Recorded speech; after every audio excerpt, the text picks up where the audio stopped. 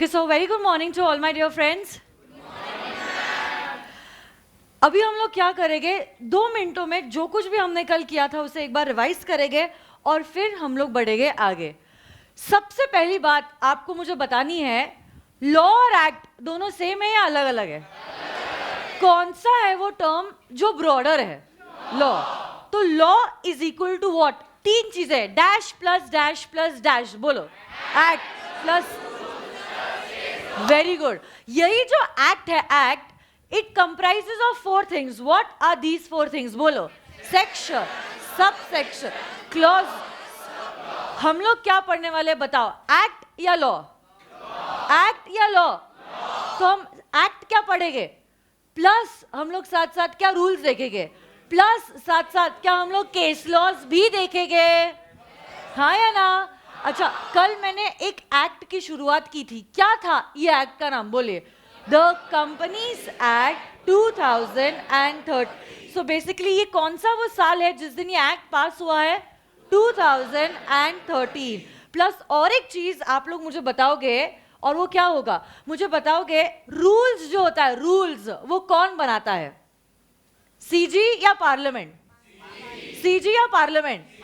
But act जब बनाई जाती है, एक्ट, सबसे पहली बात तो मिनिस्ट्री के जो लोग हैं वो ड्राफ्ट बनाते हैं. उसके बाद they lay this particular draft in both the houses of the parliament. Parliament comprises of 2 houses. Which are these 2 houses? Lok Sabha and the. But जैसे ही लोकसभा और राज्यसभा में ये पर्टिकुलर बिल पास हो जाता है, क्या ये बिल एक्ट बन जाएगा? बिल एक्ट बनने के लिए किसका कंसेंट जरूरी है? प्रेसिडेंट. अब देखो, प्रेसिडेंट ने तो कंसेंट दे दिया, मतलब हमारा ये जो बिल है वो एक्ट बन गया. बट अभी भी आम जनता, आपके और मेरे जैसे लोगों को ये चीज नहीं पता है कि ये एक्ट एनफोर्समेंट में आया है. इसलिए पब्लिक क्या करती है, हम तक ये खबर पहुंचाने के लिए एक मीडियम, एक चैनल द्वारा पब्लिकेशन करवाती है ये एक्ट का. इसी पब्लिकेशन को हम क्या कहते हैं? Official gazette. तो ये ऑफिशियल गैजेट क्या है? This is basically a government publication, जिसके द्वारा गवर्नमेंट हम तक, हम कौन है, आम जनता तक पहुंचता है. ये बातें बताता है कि कौन से कानून कब बने हैं और आपको कब कब एप्लीकेबल ये हो जाएंगे. हाँ या ना? फिर कल क्या मैंने एक तरीका बताया था, कोई भी कानून का नाम जब आप लिखते हो, हर एक वर्ड का पहला लेटर जो है, क्या वो कैपिटल में रहेगा? हाँ या ना? तो सी कंपनीज का क्या कैपिटल में रहेगा? एक्ट ए का क्या कैपिटल में रहेगा? वैसे अगर आप पढ़ोगे नेगोशिएबल इंस्ट्रूमेंट्स एक्ट, नेगोशिएबल का एन क्या कैपिटल में रहेगा? आई क्या कैपिटल में रहेगा? प्लस एक आखिरी चीज जो थी, मैंने कल आपको बताई थी, वो थे बहुत सारे एग्जाम्पल्स. चाहे आपकी कंपनी प्राइवेट है या चाहे आपकी कंपनी पब्लिक है, चाहे आपकी कंपनी गवर्नमेंट कंपनी है या चाहे आपकी कंपनी है एक नॉट फॉर प्रॉफिट ऑर्गेनाइजेशन, हर एक कंपनी को क्या ये कंपनीज एक्ट एप्लीकेबल होगा? तो आप लोग क्या मुझे बता सकते हो some examples of private company? कल मैंने आपको 2 एग्जांपल्स दिए थे, क्या आप लोग मुझे बता सकते हो? ओके, फ्लिपकार्ट प्राइवेट लिमिटेड, और एक एग्जांपल दिया था Haldiram private limited. Very good, क्या बात है. और पब्लिक कंपनी का मुझे बताइए. बहुत सारे. एक तो डीमार्ट का सबसे बड़ा एग्जाम्पल मैंने दिया था, फिर Reliance industries limited, Tata Motors limited, Infosys limited, TCS का नाम आपने सुना है, टाटा कंसल्टेंसी सर्विस. तो हजारों कंपनीज है. मैंने आपको बताया था there are more than 15 lakh companies in India. 15 lakh से भी ज्यादा कंपनीज इंडिया में है. बट ऑफ कोर्स यस, इसमें से कुछ प्राइवेट है तो कुछ पब्लिक है. पब्लिक में भी मैंने आपको बताया, हो सकता है आपकी कंपनी जो है इट इज लिस्टेड और maybe it is unlisted. तो around 5000 companies are listed companies. बाकी सारी पब्लिक कंपनीज जो है those are unlisted in nature. खैर, पते की बात यह है कि कंपनीज एक्ट किसको फॉलो करना है. अगर आपकी कंपनी है, क्या आपको कंपनीज एक्ट लागू हो जाएगा? तो इससे फर्क नहीं पड़ता है आपकी कंपनी प्राइवेट है, पब्लिक है, लिस्टेड है, अनलिस्टेड है, गवर्नमेंट है, एनपीओ है, उससे फर्क नहीं पड़ता है. अगर आपकी कंपनी है, क्या एक्ट एप्लीकेबल हो जाएगा? हो? हाँ या ना? यस. सुनो ना मेरी बात, कल मैंने एक छोटे से एग्जाम्पल से शुरुआत की थी. उसी एग्जाम्पल को अब मैं आगे बढ़ाना चाहती हूँ. आपको याद होगा मैंने कहा था आपके पास बहुत सारा पैसा है, क्या आपने खोली एक रिटेल दुकान लैपटॉप्स को बेचने की? तब आपने बताया था कि मैम अगर ओनर भी मैं हूं और मैनेजर भी मैं हूं तो क्या ये फॉर्म कंपनी है? ये फॉर्म कौन सा है? A sole proprietor. अच्छा, सोल प्रोप्राइटर को क्या कंपनीज एक्ट एप्लीकेबल है? फिर उसके आगे हमने देखा था अब आपके दोस्त भी आपके साथ जुड़ गए। अब आप और आपके दो दोस्त तीनों मिलके साल भर बिजनेस कर रहे हैं। जितना भी पैसा कमाया है क्या ये तीनों का माना जाएगा? अभी भी हाँ, इस केस में भी ओनर भी आप और क्या मैनेजर भी आप ही हो? बोलो रे, क्या ओनर भी आप ही हो?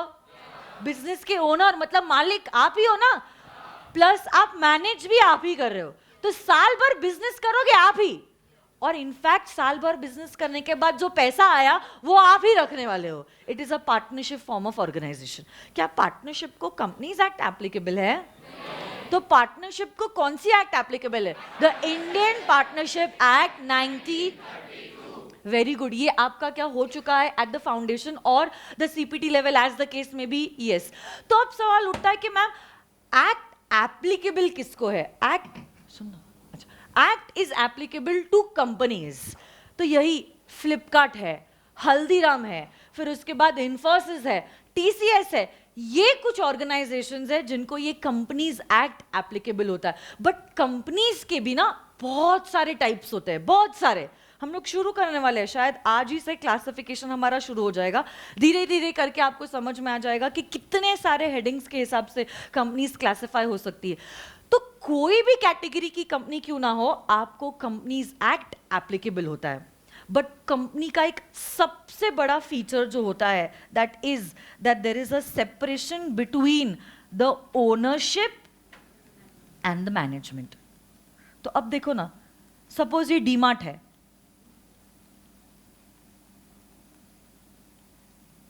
तो अब देखो यहां पे क्या हुआ है। दमानी जी जो है वो यहां पे बैठे, यहां पे मतलब कहां पे? यहां पे साल भर बिजनेस कर रहे वो, साल भर बिजनेस कर रहे वो, मतलब मुझे बताओ क्या उनके हाथों में है इस कंपनी का मैनेजमेंट? बट मुझे बताओ वो आपके पास आए थे ना 2017 में, आपको याद है कल मैंने कहा था डीमार्ट का पहला आईपीओ जो था it came up in the year 2017। क्या तुम्हें याद है? याद है या नहीं? 2017 में सबसे पहली बार जो है ये कंपनी पब्लिक के पास आई थी। तो से ये दमानी जी आपके पास आए थे, कहा उन्होंने कि हे पब्लिक देखो ऐसा मेरा कुछ बिजनेस है, मेरे आज तक इतने 25 स्टोर्स भारत देश में है और मेरी इच्छा है कि भारत देश में 100 से ज्यादा मेरे रिटेल आउटलेट्स खुले, जिसके लिए मुझे चाहिए और ज्यादा पैसे। अब पैसे मेरे पास तो जितने थे मैंने डाल दिए हैं, बट मेरे पास आइडिया है और मेरे पास स्किल्स है बिजनेस करने की, पैसा प्लीज आप दीजिए। तो अब आप कहोगे हमारा हार्ड अर्न मनी हम क्यों आपको दे? तो वो क्या कहेंगे, पैसा दो और आप बन जाओ ये कंपनी के मालिक। आप अगर मुझे पैसा दोगे ना, मैं आपको बना दूंगा, ये कौन कह रहे हैं? दमानी जी आपको कह रहे हैं, मैं आपको बना दूंगा मेरी कंपनी का मालिक। अब इस कंपनी को आप ओन करोगे, आप बन जाओगे share holder, owner of this particular company. आपको कोई टेंशन लेने की बात नहीं है, क्योंकि ओनर जरूर मैंने आपको बना दिया है, बट मैनेजमेंट का पावर मेरे पास है। तो आपके डेली रूटीन की एक्टिविटीज अभी भी अफेक्ट नहीं होगे। आप जो कर रहे हो आप कर सकते हो। This is going to be an investment opportunity for you all. आज अगर मैं छोटे से बड़ा हुआ है, it is only through investing in the stock of those companies which I thought could give me returns. तो अगर मैं आज के जमाने में मिलियनर बन सकता हूं, दमानी जी अगर आप गूगल करोगे आपको समझ में आएगा one of the richest person in India, जिसमें अंबानी जी भी है। तो अंबानी जी के बाद कुछ जनों के बाद आते हैं हमारे दमानी जी भी, who is the owner and the founder, the promoter of this beautiful company which is DMart. तो सुनो ना मेरी बात, वो आएंगे आपके पास और आपको कहेंगे आपका पैसा हमें दीजिए, हम बना देंगे आपको मालिक इस कंपनी का, साल भर बिजनेस हम करेंगे, मेहनत करने के बाद साल भर कंपनी के नाम पे जो प्रॉफिट हुआ है ना, वो प्रॉफिट हम आपको डिस्ट्रीब्यूट करेंगे, which is going to be your returns. तो अब देखो ये आप हो, आप कौन हो? ओनर या मैनेजर? ओनर या manager? Owner in short legal terms में हम आपको कह सकते हैं as the shareholder. And management के जो लोग होते हैं ना, उनको लीगल भाषा में, कंपनीज की भाषा में, यस वेरी गुड, उनको कहते हैं as the board of directors. So who is mister Damani? One, he is the promoter. Two, he is also the director, the manager of this particular company. तो वो ओनर भी है क्योंकि उन्होंने शेयर्स भी खरीदे हैं, प्लस वो डायरेक्टर भी है क्योंकि वो मैनेजमेंट में इन्वॉल्व है, प्लस वो कंपनी के फाउंडर भी थे। तो मैम, ओ मैम, क्या एक ही पर्सन तीन तीन रोल प्ले कर सकता है? मतलब क्या एक ही पर्सन प्रमोटर भी, डायरेक्टर भी और ओनर भी हो सकता है? Of course yes, why not. अब देखो, जहां पे उन्होंने शेयर्स खरीदे हैं, शेयर्स के लिए हम उनको मानेंगे as the owner of the company. जहां पे वो क्योंकि डायरेक्टर है, वो डे टू डे एक्टिविटीज में इन्वॉल्व है, इसलिए वो मैनेजमेंट में है, इसलिए वो बन गए कंपनी के डायरेक्टर। प्लस क्योंकि सबसे पहले वो इंसान थे जिनको ये आइडिया क्लिक हुआ ये रिटेल चेन इंडिया में खोलने का, और वो कोई चीज जो कंपनी को इनकॉर्पोरेट करने के लिए लगती है वो उन्होंने करी, इसलिए हम उनको कंपनी का प्रमोटर भी मानेंगे। अब देखो ना, अपने आप को देख लीजिए या मुझे देख लीजिए, इंसान तो मैं एक ही हूं, बट मैं किसी की वाइफ हूं, किसी की डॉटर हूं, किसी की सिस्टर हूं, किसी की मदर हूं या नहीं? तो एक इंसान क्या मल्टीपल रोल प्ले कर सकता है? बोलो रे। ऐसा तो नहीं होगा ना कि एक की बीवी हो तो बस अब बाकी रिश्ते टूट गए, क्या ऐसा होने वाला है? नहीं। तो वही वो चीज है कि अगर वो प्रमोटर है, अरे बहुत सारे बच्चे मुझे ये सवाल पूछते हैं, इसलिए मैं बोल रही हूँ आप लोगों को कि उनको लगता है कि मैम ऐसे कैसे, मतलब असं कसं, कि अगर डायरेक्टर है तो शेयर होल्डर कैसे हो सकते हैं? देखो, क्योंकि वो मैनेजमेंट में इन्वॉल्व्ड है इसीलिए वो डायरेक्टर है। अब जैसे आम जनता अगर उनकी कंपनी में पैसा डाल रही है, वो क्यों ना डाले? इनफैक्ट अगर वो नहीं डालेंगे, आम जनता भी नहीं डालेगी। आम जनता को लगेगा खुद की बनाई गई कंपनी में तो उनको कॉन्फिडेंस नहीं है, तो हम क्यों पैसा डालें? नहीं समझ रहा है आपको? तो ऑब्वियस सी बात है, अगर उन्होंने कंपनी को क्रिएट किया है, वो तो मैनेजमेंट में इन्वॉल्व रहेंगे, plus he will also buy the shares of that particular company। तो क्योंकि शेयर्स हैं उनके पास, he is also a shareholder। But क्योंकि वो मैनेजमेंट में भी इन्वॉल्व्ड है, he is also the director। But देखो, इट इज नॉट कंपल्सरी। वापस से मैं कह रही हूं, 1956 एक्ट में कंपल्सरी था डायरेक्टर बनने के लिए शेयर्स खरीदने के लिए, बट वो एक्ट चली गई है।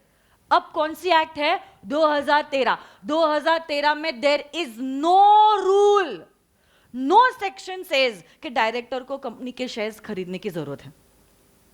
तो देखो, हो सकता है मैं डायरेक्टर हूं, मैं शेयर होल्डर नहीं हूं। क्या उल्टा हो सकता है?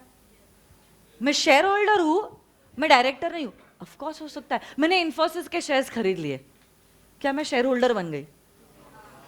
बनी या नहीं? बट क्या मैं इन्फोसिस के मैनेजमेंट में इन्वॉल्व्ड हूं? तो क्या मैं इन्फोसिस की डायरेक्टर हूं? बोलो ना। और नारायण मूर्ति जी जो है वो प्रमोटर भी है, डायरेक्टर भी है और से शेयर होल्डर भी है। अब अगर उन्होंने अपनी सीईओ की पोजीशन ड्रॉप कर दी है तो अब वो प्रमोटर है। प्रमोटर तो थे, है और हमेशा रहेंगे, सही ना? प्रमोटर है एंड प्लस शेयर होल्डर है, अब वो डायरेक्टर नहीं है। हो सकता है किसी और ने उनकी जगह ले ली, but he is not holding the shares, मतलब वो डायरेक्टर है बट वो शेयर होल्डर नहीं है। तो everything is possible, her permutation combination possible है।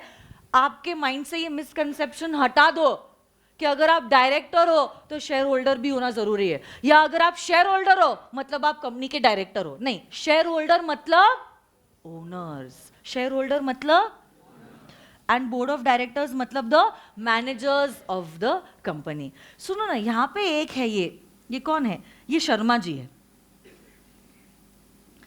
इन्होंने इसी कंपनी में इन्वेस्ट किए थे 50,000 रुपए, और उन्हीं के नेबर्स हैं जिन्होंने इसी डीमार्ट कंपनी में इन्वेस्ट किए थे कुछ शेयर्स, वर्मा जी, वर्थ ₹2 लाख। ऐसे करके पब्लिक में से हर बंदे ने क्या थोड़े थोड़े पैसे दिए हैं इस कंपनी को। बोलो ना, मैंने आपको बताया था 1870 CR का इन्होंने पब्लिक इशू किया था। बट क्या ये 1870 CR एक ही पर्सन ने दिए या अनेक लोगों ने दिए हैं? इसी 1870 में से क्या 50,000 रुपए शर्मा जी ने दिए? बोलो रे, हाँ या ना? इसी 1870 में से क्या 2 लाख रुपए वर्मा जी ने दिए हैं? क्या शर्मा जी कह सकते हैं देखो ये 1870 में से 50,000 का शेयर मेरा है? क्या ये वर्मा जी कह सकते हैं इसी 1870 CR में से 2 लाख का शेयर मेरा है? सपोज आपने 10 लाख रुपए डाले, क्या आप कह सकते हो ये पैसों में से 10 लाख का हिस्सा, 10 लाख का शेयर मेरा है? अब देखो यही जो 1870 है ना, ऑन योर स्क्रीन इमेजिन करने की कोशिश करो, ये 1870 is shared bye every one of you all sitting here. आप सपोज आम जनता हो भारत देश की, आप सब लोगों ने थोड़ा थोड़ा पैसा दमानी जी को दिया है, तो आप लोग पूरे अधिकार से कह सकते हो कि इसमें से इतना पैसा मेरा है, ये पैसे में से मैंने भी इतना हिस्सा कंट्रीब्यूट किया है, मैंने भी इतना पैसा शेयर किया है। क्योंकि ये कॉर्पस, ये कैपिटल जो है एक अकेले का नहीं है, अनेक का है, इसीलिए ये कैपिटल का नाम आ गया शेयर कैपिटल। कभी आपने सोचा ये कैपिटल को हम शेयर कैपिटल क्यों कहते हैं? यही कारण की वजह से, क्योंकि ये capital is not owned by a single person, it is shared by many people, that is why the capital is known as share capital. सही या गलत? क्या कहते हैं इस कैपिटल को? Share capital. और यही कैपिटल ना 2 हिस्सों का होता है, इक्विटी एंड प्रेफरेंस। वो हम बाद में बहुत लेटर स्टेजेस में पढ़ने वाले हैं कैपिटल के टाइप्स। करंटली मैं आपको कुछ फीचर्स बताना चाहती हूँ कंपनी के, जो हम देख रहे हैं। So first feature of a company is that a company has share capital. अच्छा मुझे बताओ ना, शर्मा जी के घर में ना से कुछ हादसा हो गया, अब उन्हें पैसों की जरूरत महसूस हो रही है। अगर वो चाहे क्या ये शेयर्स को किसी और को बेच सकते हैं? क्या वो ये शेयर्स को किसी और को बेच सकते हैं? मतलब कंपनी के जो शेयर्स होते हैं are they transferable in nature? Company के जो शेयर्स होते हैं are they transferable in nature? तो से उन्हीं के पड़ोसी थे वर्मा जी, उनके पास चले गए कि हे वर्मा जी, क्या आप ये कंपनी के शेयर्स खरीदना चाहते हो? वर्मा जी इज फुल इंटरेस्टेड, कह रहे थे हाँ ऑफ कोर्स, क्यों नहीं।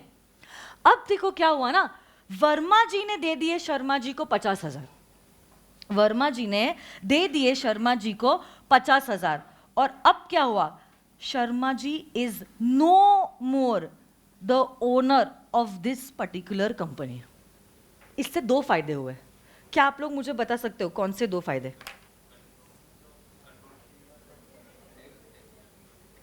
कंपनी को एक फायदा बताओ और शर्मा जी और वर्मा जी को दूसरा फायदा बताओ। चलो, वेरी गुड। कंपनी का जो कैपिटल पहले जितना था वही क्या आज भी इंटैक्ट रहेगा? एक क्या, अब दिन भर में 1000 ट्रांजैक्शन कर दीजिए, कंपनी को अब इससे फर्क नहीं पड़ने वाला है। कंपनी को जितना पैसा आना था क्या आ चुका है, अब पैसा will only run from one hand to another. जैसे पैसा गया फ्रॉम वर्मा जी और आया शर्मा जी के पास, बट कंपनी को जो पैसा मिलना था क्या वो मिल गया है? मिला है या नहीं मिला है? यस। तो अब इससे कंपनी को क्या फर्क पड़ेगा? नहीं। प्लस अब मुझे बताओ, शर्मा जी के लिए भी तो लिक्विडिटी आ गई ना हाथों में, जब चाहे तब शर्मा जी जो कंपनी के शेयर्स खरीदना चाहते हैं खरीद सकते हैं, बेचना चाहते हैं बेच सकते हैं। तो 2 इन्वेस्टमेंट है, कंटिन्यूस रिटर्न्स तो आती जाएगी, बट अगर मेरे इन्वेस्टमेंट की जरूरत लगी, मुझे महसूस हुई, तो वो शेयर्स को बेच के मैं अपनी जो मूल है, मतलब जो मेरा इन्वेस्टमेंट का पैसा है, वो वापस ला सकती हूँ। So is it a win win situation? तो क्या कंपनी के शेयर्स ट्रांसफरेबल होते हैं? क्या कंपनी के शेयर्स ट्रांसफरेबल होते हैं? यस।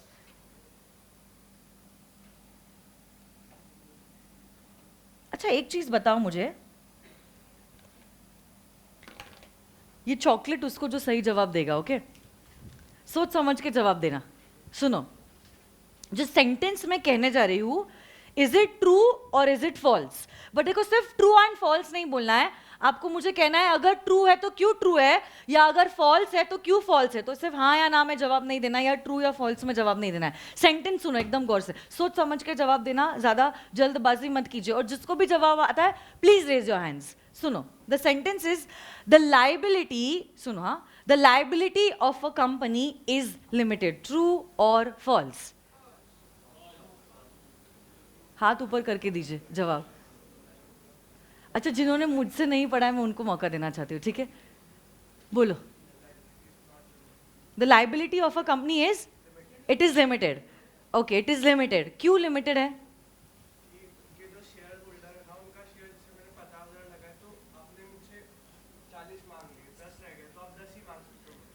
ओके फाइन, ठीक है ठीक है ठीक है, चलो।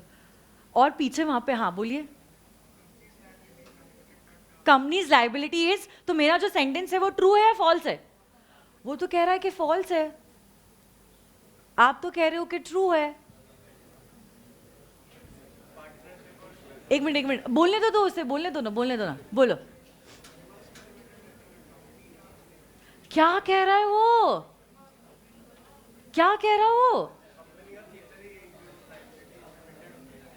वो तो अभी भी यही कह रहा है कि कंपनी की लायबिलिटी लिमिटेड है। अच्छा, how many of wall, generally मुझे बोलो, अब देखो दोनों में से एक का सही जवाब है, एक का गलत जवाब है, मुझे बताओ ना, जनरली पूरे क्लास को मैं पूछ रही हूँ, how many of y'all feel कि जो सेंटेंस मैंने कहा था it is true, it is true? हे भगवान, वापस सेंटेंस कहूँ क्या? कौन सी दुनिया बेटा, आज सेकंड डे ही है, आज ही हिम्मत हार गए आप। सुनो मेरी बात, वापस से मैं सेंटेंस कह रही हूँ, हिंदी में बोलूं क्या, इंग्लिश में वापस से रिपीट कर रही हूँ। The liability of a company is limited. True और false? How many of y'all are saying true? हाथ ऊपर कीजिए, सिर्फ माइनॉरिटी ही जीतता है। हाँ, हाथ ऊपर एकदम अच्छे से बोलो। ये लोग सब वो है जो कह रहे हैं कि मैम आपने जो कहा है वो ट्रू है। अरे लाइबिलिटी लिमिटेड ही सोचता है ना हम लोग, इसलिए तो हम लोग कहते हैं पार्टनरशिप तो खराब है क्योंकि लाइबिलिटी अनलिमिटेड है, बट कंपनी में तो लाइबिलिटी लिमिटेड होती है। यही तो बचपन से सीखता है। बोलो बेटा। हे भगवान, नहीं नहीं नहीं नहीं नहीं, मैं बहुत खुश हूं कि मैं आपकी टीचर हूं। चलो बोलो राशि, बोलो।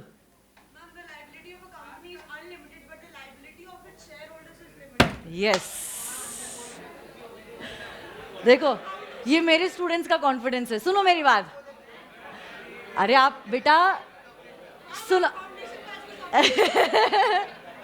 अच्छा सुनिए, अरे मेरे को जवाब तो देने दो भाई। सुनो मेरी बात बेटा, सुनते क्या, थोड़ी बहुत इज्जत दे दो मेरे को, कैसे आपकी टीचर हूं मैं। सुनो सुनो मेरी बात, liability my dear friends of a company is unlimited in nature. Unlimited? क्या बोल रहे हो मैम, अनलिमिटेड कैसे हो सकता है? सुनो मेरी बात, ये जो लिमिटेड लाइबिलिटी का फैक्टर है ना, लिमिटेड लाइबिलिटी का factor, it is of the members,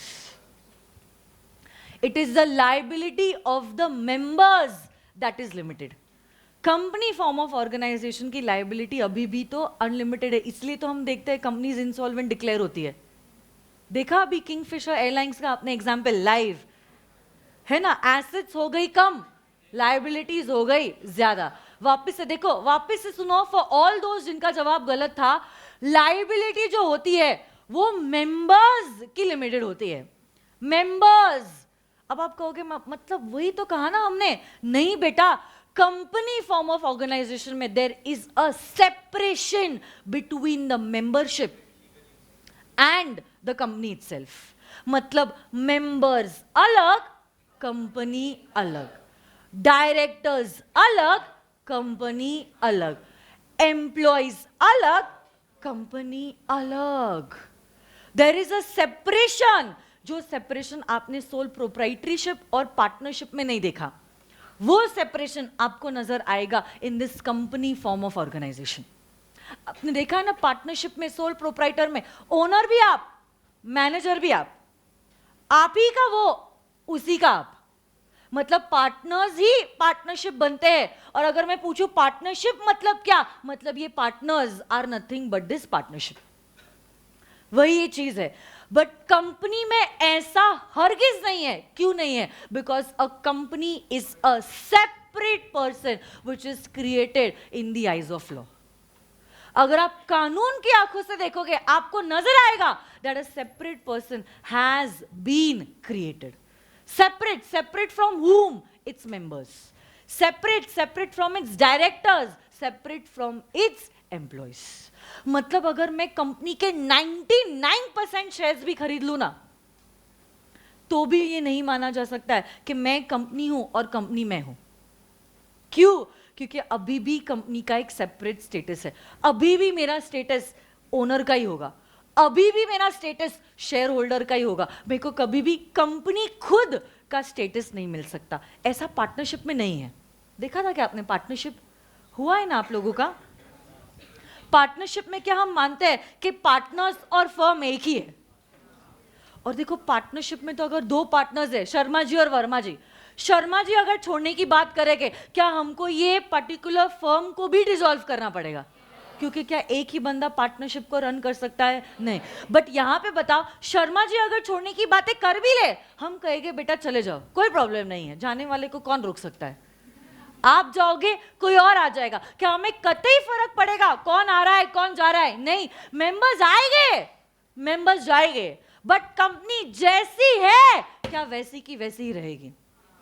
company जैसी है क्या वैसी की वैसी रहेगी? इसी कंपनी फॉर्म ऑफ ऑर्गेनाइजेशन को बनाया है कानून ने, और अगर कानून ने इसे बनाया है, सिर्फ कानून ही इसे मिटा सकती है।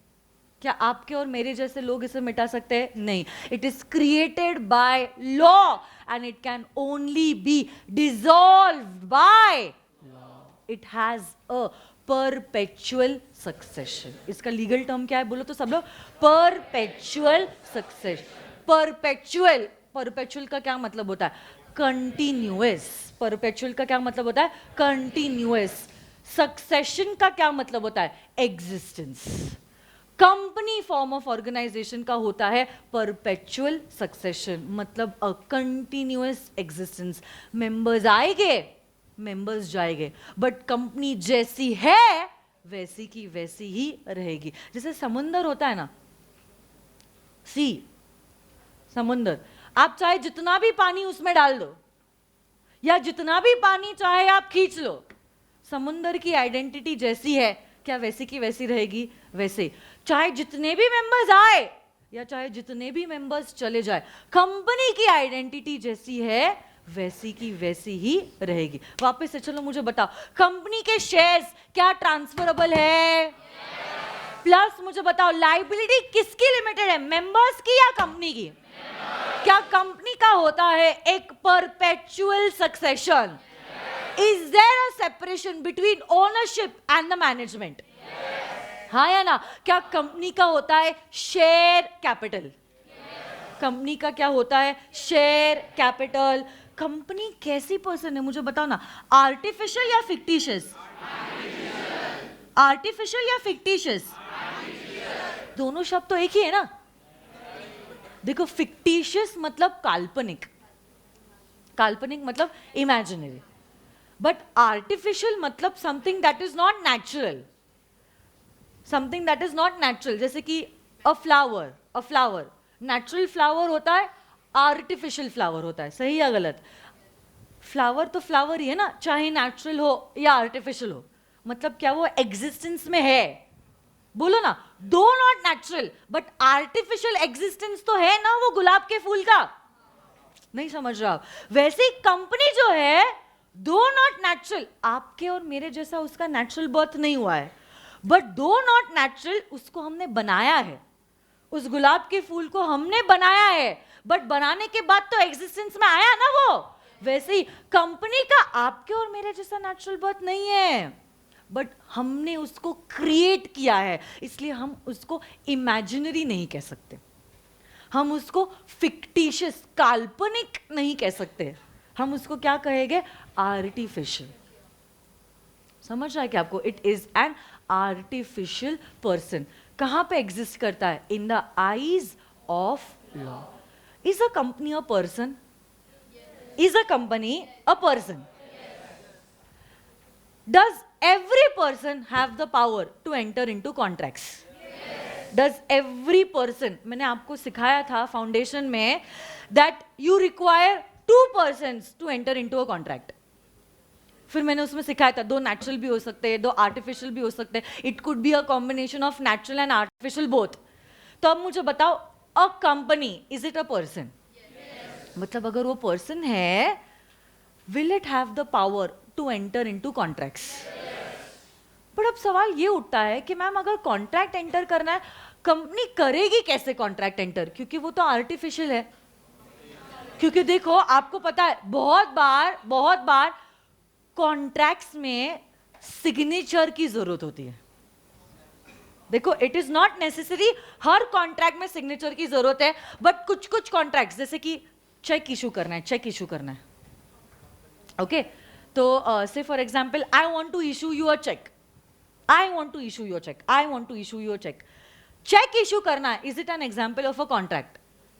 चेक इशू करना, is it an example of a contract?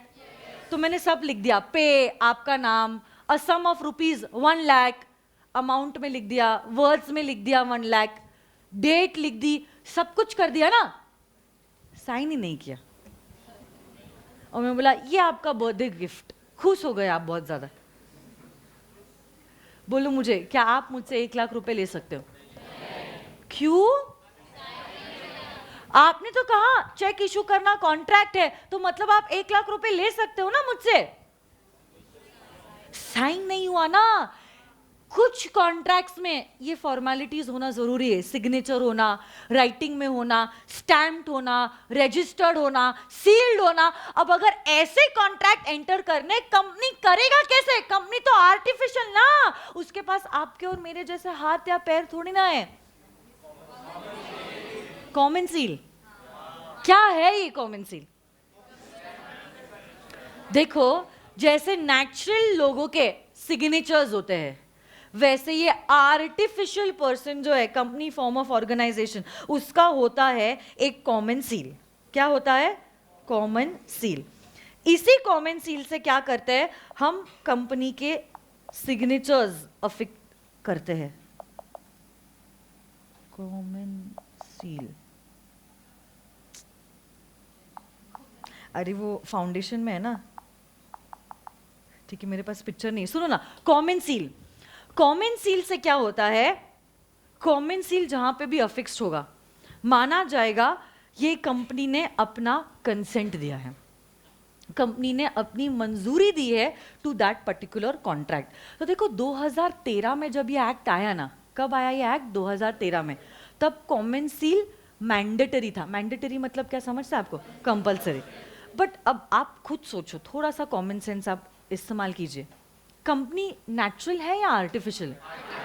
मतलब क्या कोई नेचुरल पर्सन ही सील को अफिक्स करने वाला है? क्या कोई नेचुरल पर्सन ही सील को अफिक्स करने वाला है?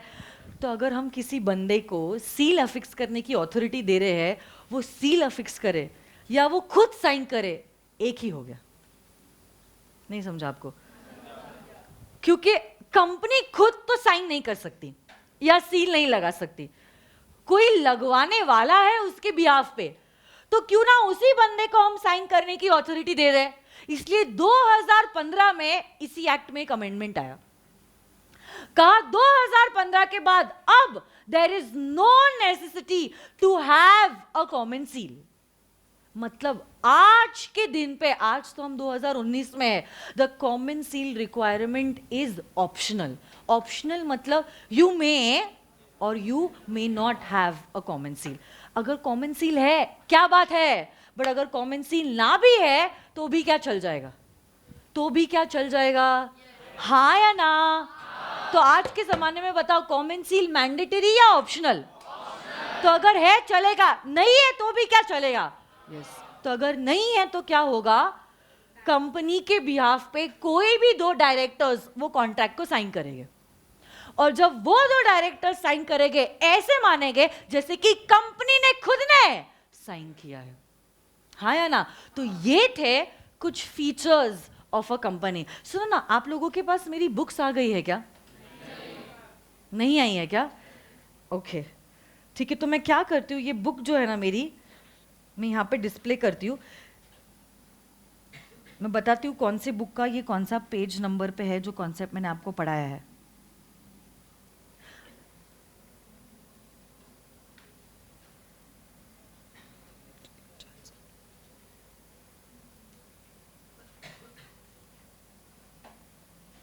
How many books you all are going to get? सुनो, wait I just show you all कौन सी बुक्स मिलने वाली है आज। अगर हो सके आपके पास समय है तो प्लीज क्या करना, क्लास के बाद ये बुक्स ऑफिस में से कलेक्ट कर देना। कुल मिला के सुनो ना मेरी बात, कुल मिला के you all are going to get 5 books. कितनी बुक्स है? 5 बुक्स, सिर्फ और सिर्फ 5 बुक्स। सुनो, starting with the first book that is going to be volume number 1। ये पूरी की पूरी वॉल्यूम नंबर 1 जो है, 1 को एक्चुअली मैंने 2 हिस्सों में डिवाइड किया है, 1A में और 1B में, क्योंकि कुछ हिस्सा कंपनीज एक्ट का सर पढ़ाने वाला है, कुछ हिस्सा कंपनीज एक्ट का मैं पढ़ाने वाली हूँ, इसलिए इसके 2 हिस्से मैंने बनाए हैं। तो बेसिकली वॉल्यूम 1, ये पूरी की पूरी volume 1 is relating to corporate law, जिसमें मैंने आपको बताया था कॉर्पोरेट लॉ में आपको सिर्फ और सिर्फ एक ही एक्ट पढ़नी है, which is the companies act 2013।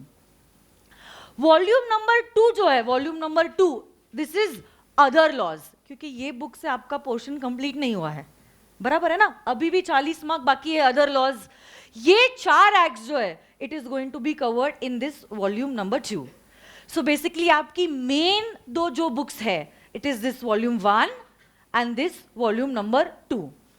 अगर आप ये देखोगे ना, मेरी वॉल्यूम नंबर 1 और वॉल्यूम नंबर 2, जिन्होंने मेरी फाउंडेशन से क्लासेस की उनको आइडिया होगा, मेरी बुक्स जो है दोज आर कलर्ड बुक्स।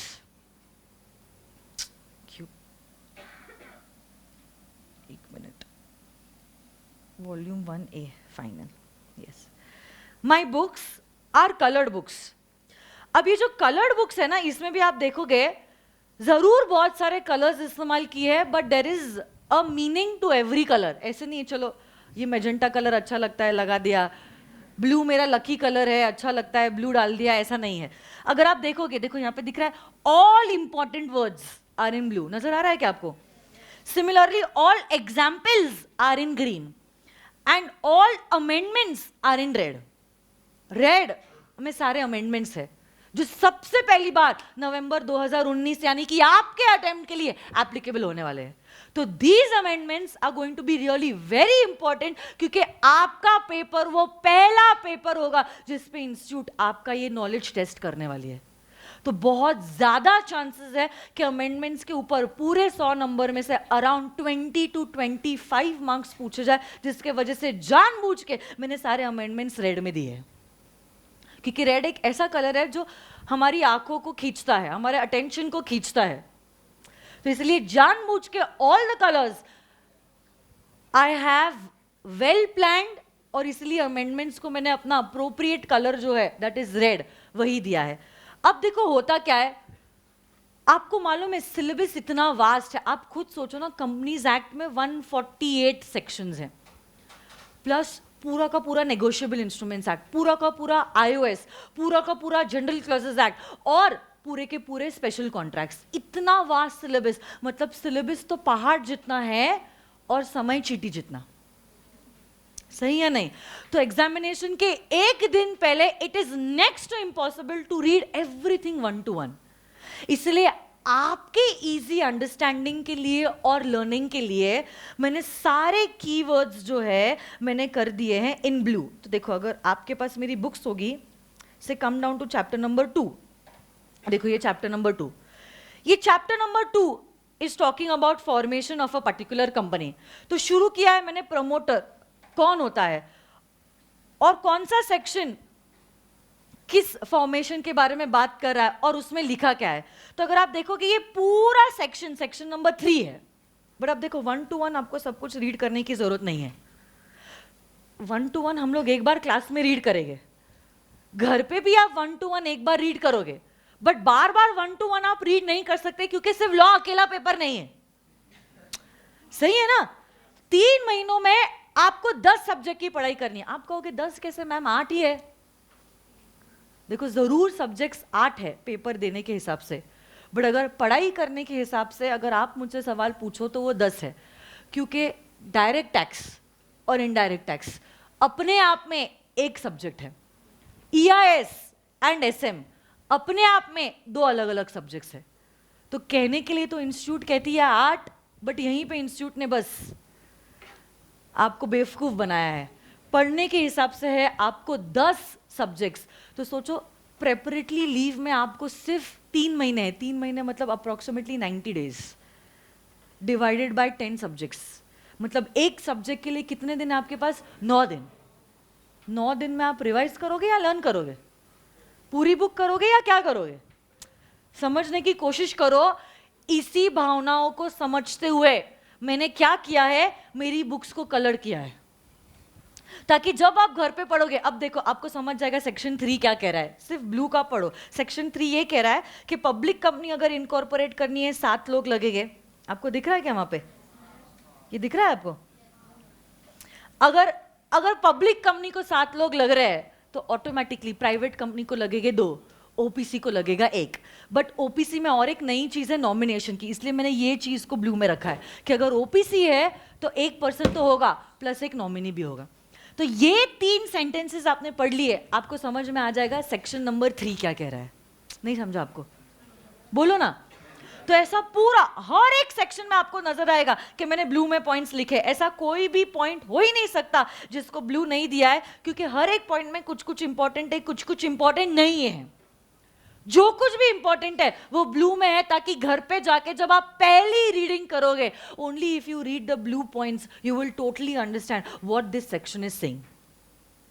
तो 2 मेन बुक्स है, कौन सी, volume 1 and volume 2, which are the main books. ये तो आपको कंपल्सरी एक बार पढ़ना ही पढ़ना है, पढ़ना ही पढ़ना है। प्लस साथ ही साथ क्या होने वाला है, देखो बहुत सारे पीपीटीज में क्लास में प्ले करती हूँ। जैसे कल मैंने ये पीपीटीज दिखाए थे आपको, कल के याद है क्या, act is equal to this plus this plus this, law is equal to this plus this plus this. इससे क्या होता है, ये एग्जाम्पल से आपको चीजें रिटेन रहती है। तो इसलिए मैंने ये पीपीटी की बुक बनाई है, ये पीपीटी की book. This is volume number 3। Wait I will show you PPT book, PPT book.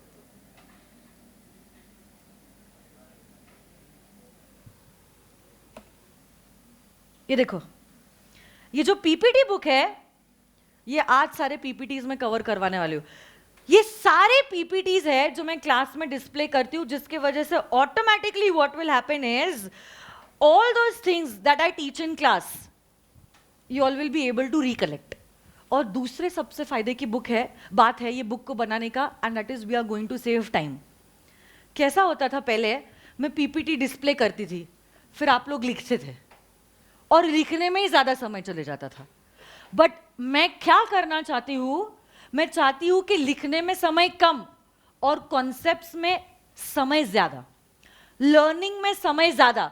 क्योंकि देखो this subject is a theoretical subject, तो आपको लर्निंग तो करना ही होगा, चाहे आपको लर्निंग पसंद है या ना पसंद है, इससे मुझे कोई फर्क नहीं पड़ता है। आपको कंपल्सरी है लर्न करना ही होगा, क्योंकि इंस्टीट्यूट स्ट्रेट अवे सवाल पूछेगी आपको। जैसे देखो आपका फाउंडेशन था, पूछ लिया ना सवाल, what do you mean by quasi contracts and give the examples, पूछ लिया फाउंडेशन के एग्जामिनेशन में। अब देखो आपका चाहे नॉलेज कितना भी ज्यादा क्यों ना हो कॉन्ट्रैक्ट एक्ट का, पता है आपको quasi contract, everyone sitting over here knows what do you mean by quasi contract. But क्या आप 8 मार्क का नोट लिख पाओगे कॉसी कॉन्ट्रैक्ट का विदाउट लर्निंग? चाहे ढासू कॉन्सेप्ट से, कुछ फर्क नहीं पड़ने वाला है। Learning is going to play an equivalent role in my paper, जिसके वजह से ये क्यूमुलेटिव रिविजन का होना जरूरी है। इसलिए मैंने क्या किया है, ये पीपीटी की बुक ही बना दी है, ताकि राइटिंग का समय जो बचे हम लोग लर्निंग में डालेंगे। हिस्ट्री है, पढ़ लिए क्या क्या बैटल किसके साथ हुए, कब हुए, क्या हुए, बट अगर मार्क्स पाने हैं क्या लर्न करना पड़ेगा। जितना भी समझ लिया कि क्यों ये झगड़ा हुआ, समझ के क्या मार्क्स मिलने वाले हैं? बोलो ना, अगर मार्क्स लाने हैं क्या लर्न करना जरूरी है? Yes, same is my paper. इसलिए ये पीपीटी बुक मैंने दे दी है, इसमें सारे के सारे पीपीटीज कवर्ड हो गए। हाँ, कुछ पीपीटीज है जो कवर्ड नहीं हो गए, वो मैंने जानबूझ के मेरे बुक में नहीं डाले हैं ताकि कुछ तो मोटिव रहे ना क्लास में आने का। और जानबूझ के सारे इंपॉर्टेंट सेक्शंस, हर 25 सेक्शन में से एक सेक्शन स्किप किया है।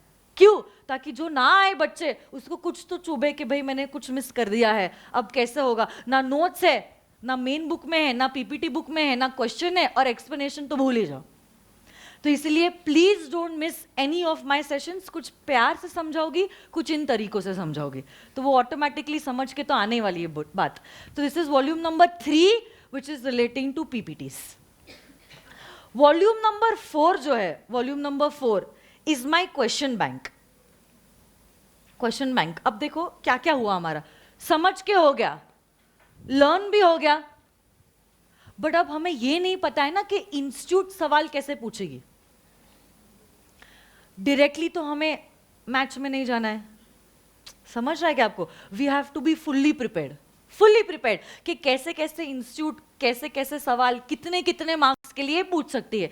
इसलिए क्या होने वाला है, ये जो मेरी क्वेश्चन बैंक है, ये जो क्वेश्चन बैंक है, this question bank is going to cover this question bank along with, आपको बहुत खुशखबरी की बात है, 30 मार्क जो है वो एमसीक्यूज भी है आप लोगों को। कुछ बच्चे हैं जो सीपीटी से आए हैं, how many of y'all raise your hands? Oh, majority of y'all. आप लोग, आपके माँ बाप का शुक्रिया अदा करना कि आप लोग इस टाइम पे पैदा हुए हो। आप लोग बहुत ज्यादा लकी हो।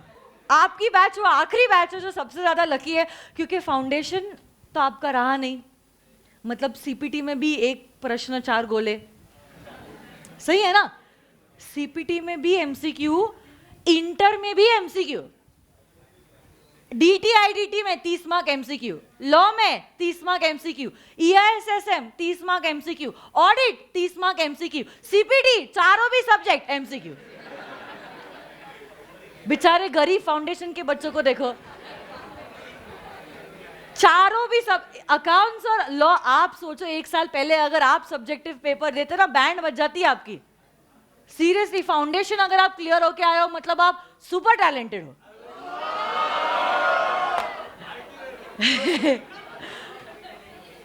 इस लेवल पे सच में लॉ पहली बार इंट्रोड्यूस हुआ है आपको फाउंडेशन लेवल पे। वो भी पेपर, अगर आपका जो पेपर है that is going to be a subjective paper, it is one of the biggest challenge. क्योंकि देखो पहले दिन भी कहा था, लॉ का प्रॉब्लम ही नहीं है, प्रॉब्लम है लैंग्वेज।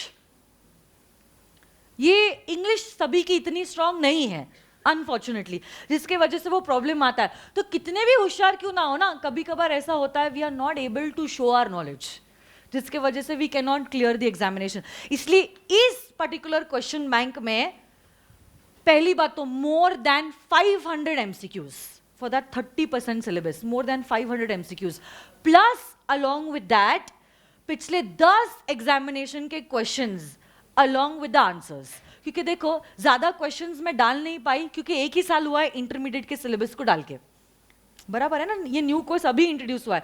इसलिए मैंने क्या किया, जो कुछ सिलेबस है जो सीए फाइनल का है जो यहाँ पे आया है, और कुछ सिलेबस है जो आईपीसीसी का यहाँ पे आया है, तो मैंने क्या किया, पिछले 10 पेपर्स ओल्ड कोर्स के, सीए फाइनल के और आईपीसीसी के, उसमें से छाट के कौन से टॉपिक्स आपको एप्लीकेबल है, मैंने बनाई है ये क्वेश्चन बैंक। सेल्फ सफिशिएंट है ये क्वेश्चन बैंक, इसके अलावा आपको कुछ भी चीज देखने की जरूरत नहीं है। इसी क्वेश्चन बैंक में पीछे आपको मिलेंगे MCQs. So this is my volume number 4। और एक आखिरी बुक है वॉल्यूम नंबर 5। अब आप कहोगे मैम इसकी क्या जरूरत है? सबसे ज्यादा इसी की जरूरत है। This is my chart book.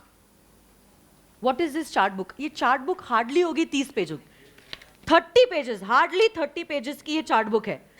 But ये 30 पेजेस में आपके 148 सेक्शन कंपनीज एक्ट के प्लस आपके चारों के चारों अदर लॉस के एक एक सेक्शन इस चार्ट बुक में दिए गए हैं, 1 to 1 एवरी। चाहे ये कंपनीज एक्ट आप देखोगे, ये कंपनीज एक्ट है, एंड होता है विथ, ये देखो ये जनरल क्लॉजेज एक्ट, लास्ट का जो एक्ट है it is the general clauses act. दिख रहा नहीं होगा शायद से, बट 1 to 1 ये 30 पेजेस की बुक में आपका 100% सिलेबस जो है वो कवर्ड हो गया। और कुछ भी ना हो, सपोज आप बहुत दूर डिस्टेंस से ट्रैवल कर रहे हो, बस से ट्रैवल कर रहे हो, ट्रेन से ट्रैवल कर रहे हो, और कुछ ना हो, बस ये बुक अगर हाथ में है, आप पूरे के पूरे sections along with the explanation इस बुक से देख सकते हो। अब आप खुद सोचो, 200 पेजेस की एक बुक है और 30 पेजेस की एक बुक है। बच्चा 200 पेजेस पढ़ेगा, उसको 10 दिन लग जाएंगे। वही 10 दिन का समय अगर आपको दे 30 पेजेस पढ़ने के लिए, आप 6 बार यही कंटेंट को पढ़ लोगे। तो अब मुझे बताओ, जब एग्जामिनेशन में जाओगे कॉन्फिडेंस किसका हाई रहेगा, उसका या आपका? हाँ या ना? तो यही वो मतलब था इस चार्ट बुक को इंट्रोड्यूस करने के पीछे का। तो जैसे जैसे चैप्टर्स खत्म हो जाएंगे ना, चैप्टर 1 खत्म हो गया, चैप्टर 2 शुरू करने के पहले सारे क्वेश्चंस पिछले 10 एग्जामिनेशन में जो इंस्टीट्यूट ने पूछे रिलेटिंग टू चैप्टर नंबर 1 हम करेंगे ये क्वेश्चन बैंक में से, प्लस हम एमसीक्यू कर रहे हैं। वो हो जाए फिर भी चैप्टर 2 शुरू नहीं होगा, तो क्या होगा, ये चैप्टर 1 पूरा रिवाइज होगा इस चार्ट बुक में से। फिर हम क्या करेंगे, जाएंगे चैप्टर नंबर 2 से। वैसे हर चैप्टर को हम कंप्लीट करेंगे और एक्ट खत्म होगी, एक्ट खत्म होगा, नई एक्ट की शुरुआत नहीं करेंगे। पिछले 2 पेपर्स जो है, 2 पेपर्स, उसमें ये एक्ट से रिलेटेड जितने भी सवाल इंस्टीट्यूट ने पूछे हैं वो हम पेपर सॉल्व करेंगे। मतलब क्लास में ही आपके 2 पेपर्स जो है, आपके लिए 2 पेपर होगा, नवंबर 2018 और होगा मई 2018। क्योंकि देखो आपकी बैच टेंटेटिवली 15 मई तक खत्म होगी, है ना? तब तक शायद से मई का पेपर भी खत्म हो जाएगा, तो हो सकता है कि मैं मई 2019 का पेपर भी डिस्कस कर लूं, बट मई को बहुत समय है, तो इसलिए मैं क्या करूंगी, एटलीस्ट मई और नवंबर 18 के पेपर्स में डिस्कस करके रख दूं। बाद में समय मिलेगा तो लास्ट डे का जो रिवीजन रहेगा ना, वो रिवीजन करने के बाद मैं क्या करूंगी, मई 2019 का पेपर भी सॉल्व करा लूंगी। क्लास खत्म हो गई मतलब रिश्ता खत्म हुआ, ऐसा नहीं। आप लोगों के फिर भी 2 रिविजन हो गए क्लास खत्म होने के बाद भी। कैसे क्लास खत्म होने के बाद? मेरी क्लास खत्म हो जाएगी, उसके बाद आपकी शुरू हो जाएगी ग्रुप 2 की क्लासेस 16 मई से। I am talking for the Pune students, हाँ, जो पुणे में रहने वाले हैं। फिर क्या होगा, वो खत्म हो जाएगा आपका ग्रुप 1 का क्लास। 16 मई से आपकी ग्रुप 2 की क्लासेस चालू होगी, मई, जून, जुलाई एंड तक आपकी ग्रुप 2 की क्लासेस खत्म होने वाली। तो अगस्त फर्स्ट वीक को 2 दिनों का फुल डे रिविजनरी सेशन होगा, 6 घंटा 6 घंटा। पहले 6 घंटे में पूरे कंपनीज एक्ट का रिवीजन 148 सेक्शंस, और दूसरे 6 घंटों में चारों अदर लॉज का रिवीजन। तो अब आप देखो आपके कितने रिवीजन हो रहे हैं। क्लास में आपका पूरा एक बार हो गया, प्लस क्यूमुलेटिव तो अनलिमिटेड नंबर ऑफ टाइम्स। दूसरे फुल रिवीजन हो गए ये फुल डे सेमिनार्स में। तीसरा, आपके एग्जामिनेशन के एक दिन पहले is going to be my live 1 day before examination revision।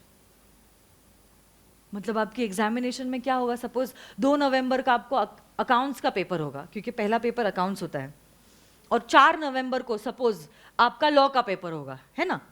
अब एग्जैक्ट डेट्स आई नहीं है, अंदाजा मैं बोल रही हूँ, हो सकता है 2 को चालू हो या 3 को चालू हो, दैट आई डोंट नो। 2 को अगर आपका अकाउंट्स का पेपर है, उसी 2 के शाम को मेरा 1 डे रिवीजन होने वाला है, जहां पे 5 बजे आपका अकाउंट्स का पेपर खत्म होगा, 6 बजे मेरा रिवीजन चालू होगा, 6 से रात के 10 बजे में 4 घंटों में पूरा का पूरा सिलेबस जो है वो मैं आपका रिवाइज करवाऊंगी। तो मतलब आप सोचो कितना रिवीजन आपका होगा, प्लस घर पे तो एक बार पढ़ोगे ना।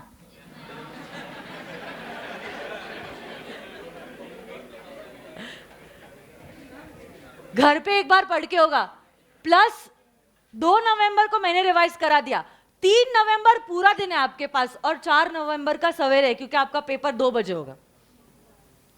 मतलब तब भी आपका एक बार पूरा रिवाइज करके हो जाएगा। तो कम से कम अगर आप मेरी क्लास में हो तो समझ लीजिए 5 बार तो रिवीजन मेरे साथ होने वाला है, and plus is the number of times you are going to study at home.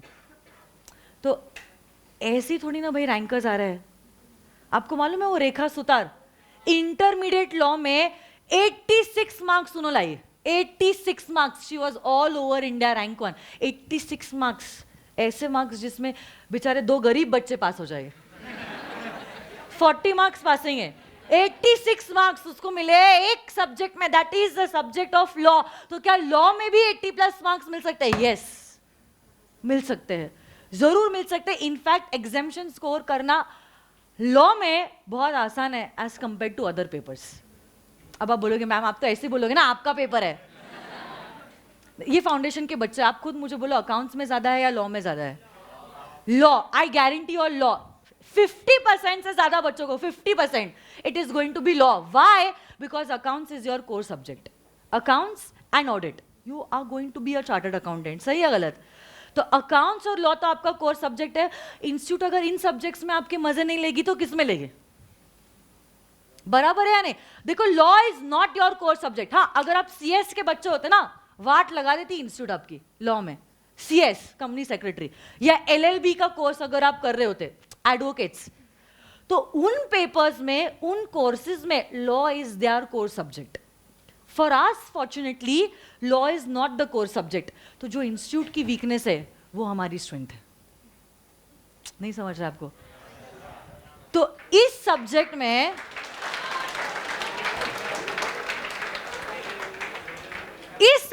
अगर आप 60+ एम करोगे, बिलीव मी आपके वीकर सब्जेक्ट्स को ये पुल करने वाला है। मैं आपको डरा रही नहीं हूं, I am just making you all alert. Law में भले ही आप एक्सपर्ट क्यों ना हो, सॉरी अकाउंट्स में भले ही आप एक्सपर्ट क्यों ना हो, nobody knows how strict checking accounts paper is going to be done with. तो मैंने बहुत देखा, अभी रिजल्ट आया कुछ दिन पहले, अब 8 तारीख को भी इंटर का रिजल्ट आने वाला है। आप खुद देख लेना, आपके सीनियर्स रहेंगे, आप उनसे पूछ लेना, देखना जो पेपर उनका सबसे अच्छा गया था उसमें सबसे कम मार्क्स मिलेंगे, और जो सबसे खराब गया था उसमें सबसे ज्यादा मार्क्स मिलेंगे। ऐसा ही होने वाला है। तो इसीलिए हम क्या करेंगे, जिस पे इंस्टीट्यूट का ध्यान कम है उस पे फोकस करेंगे, ताकि एटलीस्ट एक paper 60+ marks can pull our weaker papers. तो इसीलिए आप दूसरे सब्जेक्ट के भरोसे पे मत रहना कि अकाउंट्स में हो जाएगा, कॉस्टिंग में हो जाएगा, टैक्स में। टैक्स इजी है जरूर, कुछ कुछ बच्चों को तो डिफिकल्टी लगता है, but it is very challenging tax, क्योंकि उसका सिलेबस इट इज़ तूफान। मैंने कहा ना 200 मार्क्स सिलेबस जितना आपको 100 मार्क के लिए इंस्टीट्यूट पूछ रहा है, इट इज़ वेरी वास्ट। तो बहुत बड़ा चैलेंज हो जाता है। देखो आपको 2 साल नहीं है कि चलो 2 साल बाद देना है, समय है 9 मंथ्स का। आप इमेजिन कीजिए 9 मंथ्स में you have to do 10 subject की classes and plus study leave. आप खुद देखो, अभी मुझे टेंशन आ रहा है 90 डेज में 10 सब्जेक्ट्स की पढ़ाई कैसे कर लोगे आप? एक रिवीजन भी मुश्किल है, 2-3 कैसे होने वाला है? तो वही चीज क्लास में रेगुलरली आप अटेंटिव रहो, रिवीजन में ध्यान दो, मेरे टेस्ट जो है वो आप दो। आई गारंटी ऑल आपको एग्जामिनेशन लॉ में तो मिलना ही है, ये मेरी गारंटी है, प्रोवाइडेड आप एकदम इज्जत से सब कुछ कर रहे हो। हाँ, नहीं तो फिर आप बैठे हो क्लास में फिजिकली मेंटली कहीं और, तो ऐसा नहीं चलने वाला है।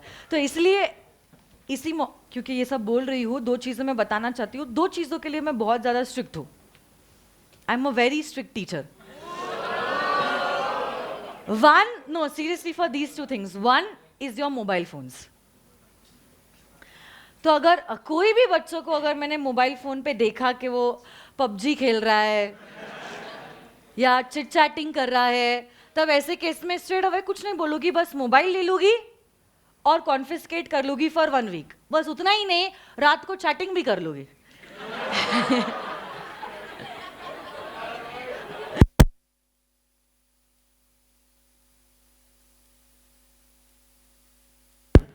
और दूसरी चीज is going to be from tomorrow is the time discipline.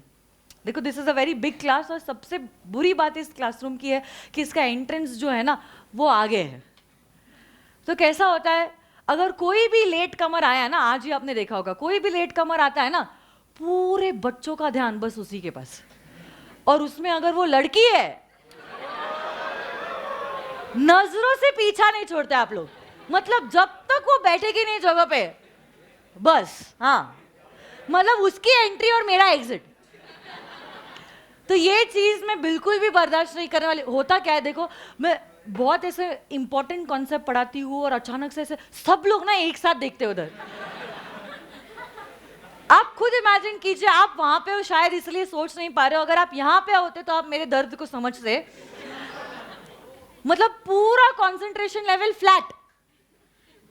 तो वो ना होने के लिए थोड़ा सा देखो, जरूर these are little strict rules, but थोड़ा सा एक बार डिसिप्लिन मेंटेन हो जाएगी ना, तो बाद में अगर लीनियंसी हो जाएगी तो भी चलेगा, क्योंकि ऑटोमेटिकली वो आपकी हैबिट हो जाएगी।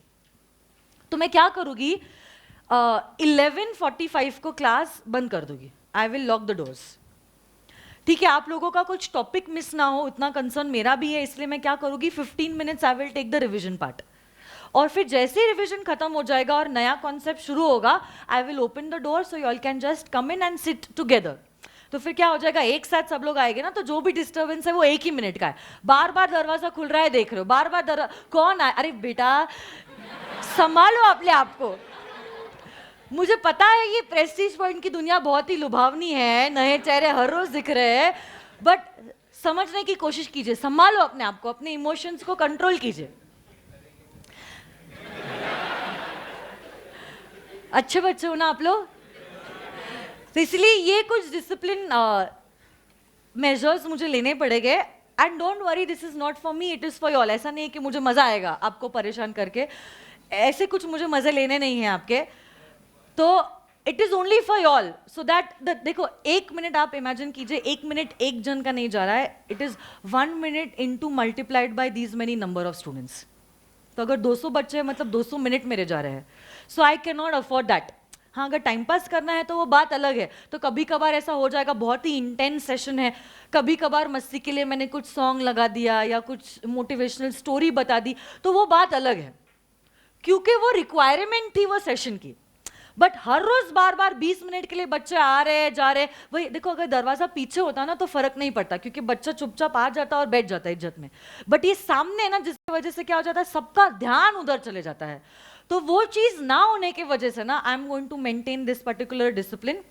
बाद में ऑटोमेटिकली मुझे पता है आप संभल जाओगे और आप समय पे आ जाओगे, तो शायद हो सकता है बात के लेक्चर्स में मैं दरवाजा बंद ना भी करूं। बट इनिशियल डेज है, अब आप खुद को नहीं संभाल पा रहे हो तो कैसे पॉसिबल होगा, मुझे संभालना पड़ेगा, इसलिए मैं ये सारे एक्शंस जो है वो लेने वाली हूँ। तो प्लीज ध्यान रखना, everyone's mobile phone has to be on silent mode and no chit chatting or playing games during my sessions। and दूसरी चीज, please maintain the time discipline. बस 2 ही चीजें आपसे मांगी है, ज्यादा कुछ आपसे मांगा नहीं है। इतना तो दोगे ना मुझे, वो भी आपके अच्छे के लिए है, मेरे अच्छे के लिए नहीं है ना। तो देखो, जाते हैं अभी टॉपिक पे, which is relating to this. क्या पढ़ा रही थी मैं, देखो ये एक्चुअली ये जो है ना, these are the characteristics of a company. सारे कैरेक्टरिस्टिक्स मैंने पढ़ा दिए हैं, एक एक करके वापस से फिर भी देखेंगे, and I will give you all a memory technique for this. सुनो ना मेरी बात, बोलो मुझे, कंपनी के जो शेयर्स है are they transferable in nature? Yes. तो हर एक कंपनी के जो शेयर्स है they are transferable in nature. देखो, मैंने अभी तक सिर्फ कहा है ट्रांसफरेबल, फ्रीली या विथ रिस्ट्रिक्शंस अभी तक कुछ नहीं बोला है, वो बाद में कवर होगा। करंटली हर एक कंपनी के शेयर्स जो है, दोस shares are transferable in nature। Company form of organization में is there a separation between ownership and management? Yes। तो क्या owners अलग and managers अलग? बोलो ना। yes। हो सकता है एक पर्सन है जो 2 रोल्स प्ले कर रहा है, बट क्या ownership is separated from the management? हम ये नहीं कह सकते कि ये जो डायरेक्टर्स है वही कंपनी है और कंपनी जो है वही वो डायरेक्टर्स है, ऐसा हम कतई नहीं कह सकते। ओनर्स अलग, कंपनी अलग, डायरेक्टर्स अलग, कंपनी अलग, एम्प्लॉइज अलग, कंपनी अलग। क्या कंपनी फॉर्म ऑफ ऑर्गेनाइजेशन का होता है परपेचुअल सक्सेशन? परपेचुअल मतलब कंटिन्यूअस, सक्सेशन मतलब एग्जिस्टेंस। तो क्या मेंबर्स आ सकते हैं और जा सकते हैं, बट कंपनी का एग्जिस्टेंस जैसा है क्या वैसा का वैसा रहेगा। देखो एक हाइपोथेटिकल एग्जांपल भी ले लो। सपोज कोई कंपनी की मीटिंग हो रही है, सारे मेंबर्स प्रेजेंट, सारे के सारे से 1000 मेंबर्स प्रेजेंट है, पब्लिक कंपनी है। क्या पब्लिक कंपनी में 1000 लोग हो सकते हैं? Unlimited number of members. से बॉम्ब ब्लास्ट हो गया, सारे मेंबर्स शांत हो गए, क्या कंपनी भी डिसॉल्व हो जाएगी? नहीं होगी। सारे के सारे मेंबर्स डाइड, फिर भी कंपनी शांत नहीं हुई। क्यों नहीं हुई? दो चीजें, एक कंपनी अलग, मेंबर्स अलग। तो क्योंकि सेपरेशन है, डेथ कंपनी की नहीं, डेथ मेंबर्स की हुई। प्लस मेंबर की डेथ जैसी हो जाती है, उनके शेयर्स चले जाएंगे उनके लीगल हेयर को। तो जैसे पापा की डेथ हुई, शेयर्स बेटे के। अब देखो, देखा आपने, अब बन गया ओनर ऑफ दिस कंपनी बेटा, मतलब अब वो मेंबर बन गया इस कंपनी का। तो अभी भी कंपनी मेंबरलेस नहीं है, it still has members. Yes और नो गाइस? इसलिए कंपनी का एग्जिस्टेंस खत्म नहीं होगा। कंपनी फॉर्म ऑफ ऑर्गेनाइजेशन को बनाया है कानून ने, और सिर्फ कानून ही उसको मिटा सकता है। कंपनी हैज, वापस से बोलो, अ परपेचुअल सक्सेशन। कंपनी अगर चाहे क्या अपने लिए सील बनवा सकती है? आज के दिन में बताओ आप लोग, मैंडेटरी है या ऑप्शनल है? तो अगर चाहे क्या कंपनी के पास सील हो सकता है, बट अगर ना चाहे क्या सील ना भी हो? कंपनी के मेंबर्स की लायबिलिटी। Very good.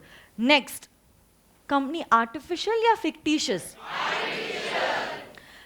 क्या कंपनी में होता है share capital? Because this capital is shared by everyone, this capital is known as share capital. और एक लास्ट पॉइंट है जो very very very very very important है, which is separate legal. A company is a separate person which is existing in the eyes of law. इसी separate legal entity के 3 judgemental case laws है, बहुत remarkable case laws है। और क्योंकि बहुत remarkable है और क्लासिक है, मैं आप लोगों को ये तीनों भी केस लॉज जो है वो पढ़ाने वाली हूँ। बट उसके पहले देखो,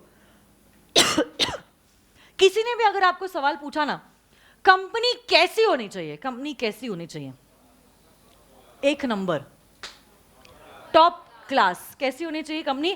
टॉप क्लास। यही है the memory technique for this features of a company. बोलो तो मुझे, कंपनी कैसी होनी चाहिए?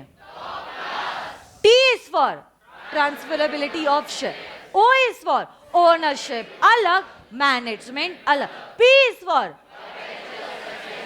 सी is for, L is for, A is for, S for share capital, S for separately.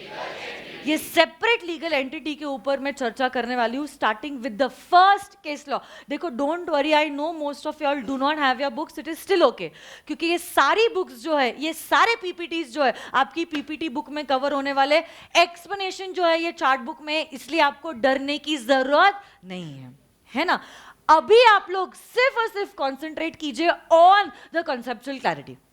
ये केस में क्या हुआ और क्यों हुआ, ये चीज पे आप अपनी पूरी ताकत लगा दीजिए। राइटिंग में आप आपका वक्त और मेहनत जाया मत कीजिए। राइटिंग बाद में भी हो सकती है, एक्सप्लेनेशन बाद में नहीं होगा। तो सुनिए, पहला जो केस लॉ है, पहला केस लॉ, इसी केस लॉ का नाम है salmon and salmon company, salmon versus salmon and company limited. क्या हुआ था सुनिए ये केस लॉ में। डिसीजन आप लोग मुझे देने वाले हो on the basis of the features that I have taught you all. सुनो,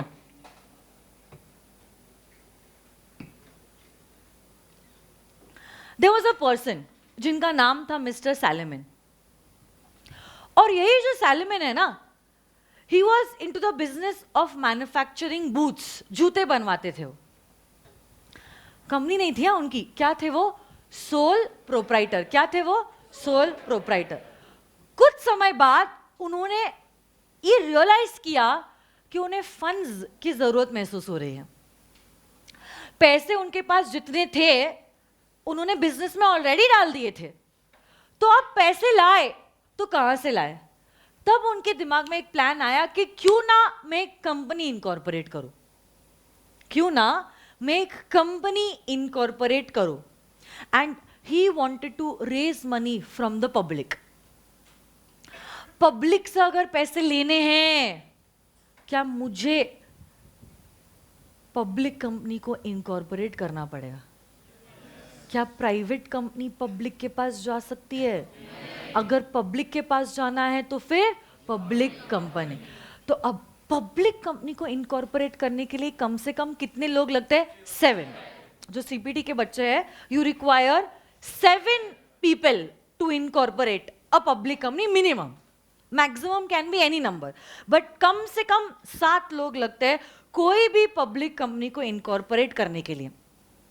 7 लोग।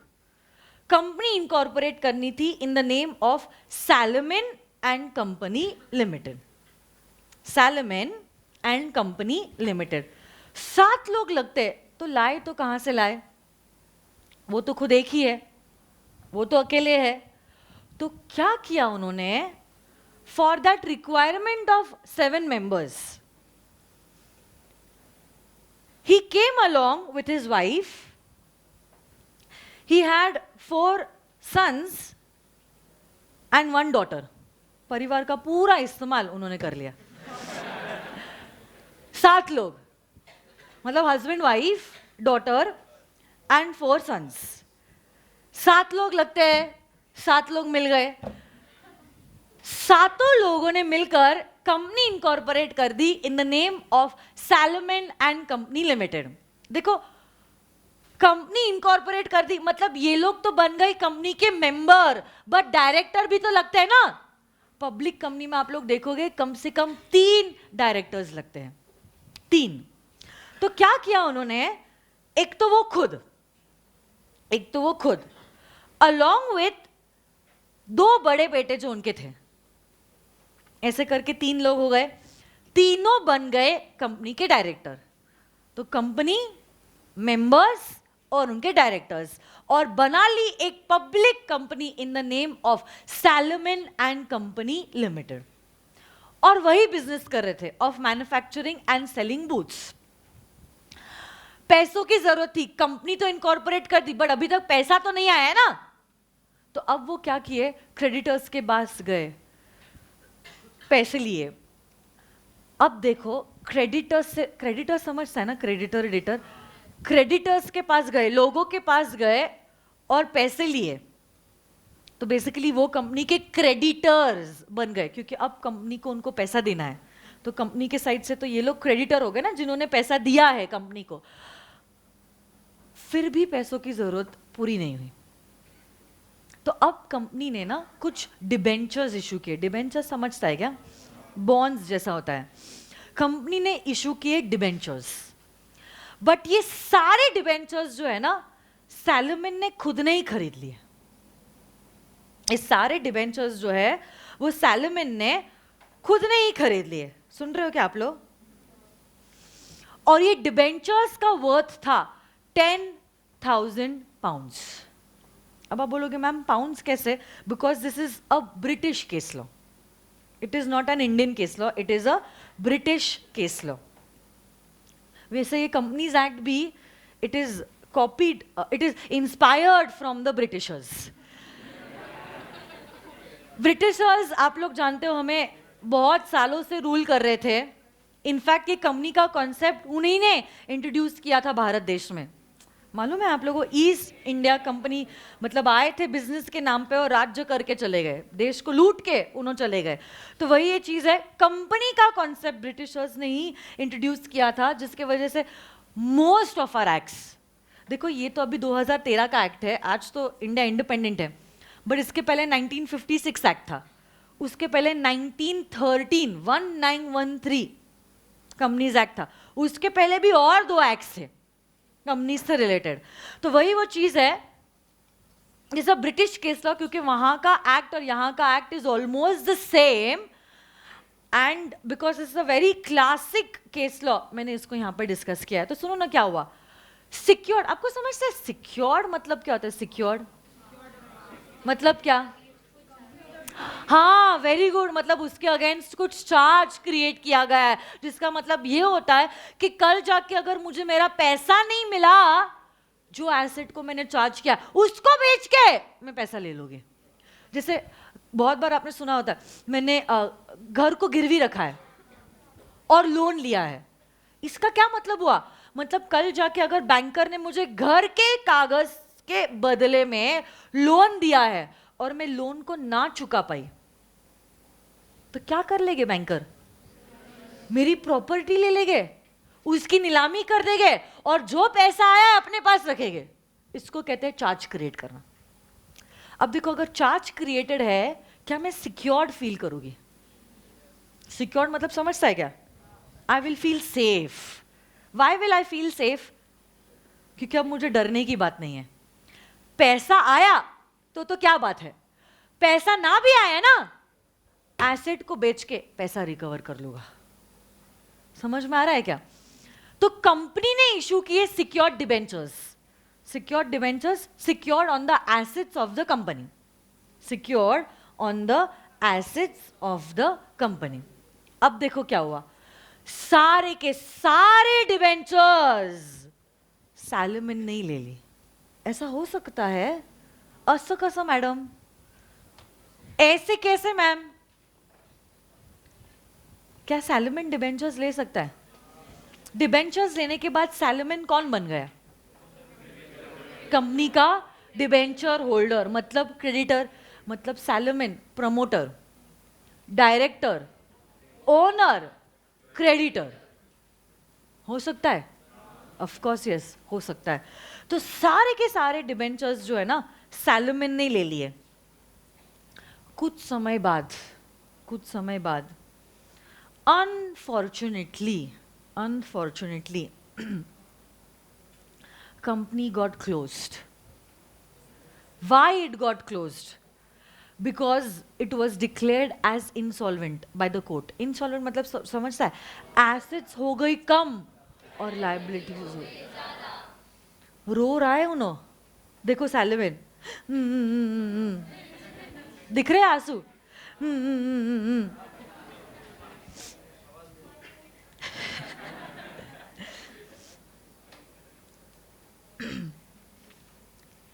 और क्योंकि कोर्ट ने कंपनी को इंसॉल्वेंट डिक्लेयर किया, compulsory company had to shut down, company had to wind up. और जब वाइंड अप होते हैं ना, अब हम देखते हैं आपकी कितनी एसेट्स है, आपकी कितनी लाइबिलिटीज है। बराबर है ना? कितनी एसेट्स है और कितनी लाइबिलिटीज है, क्योंकि आपके सारे assets will be utilised to repay the liabilities. बराबर है नहीं? तो सपोज ये टी फॉर्मेट की बैलेंस शीट है, यहाँ पे सारे एसेट्स है और यहाँ पे सारी लाइबिलिटीज है। आपके सारे assets will be utilised to repay the liabilities.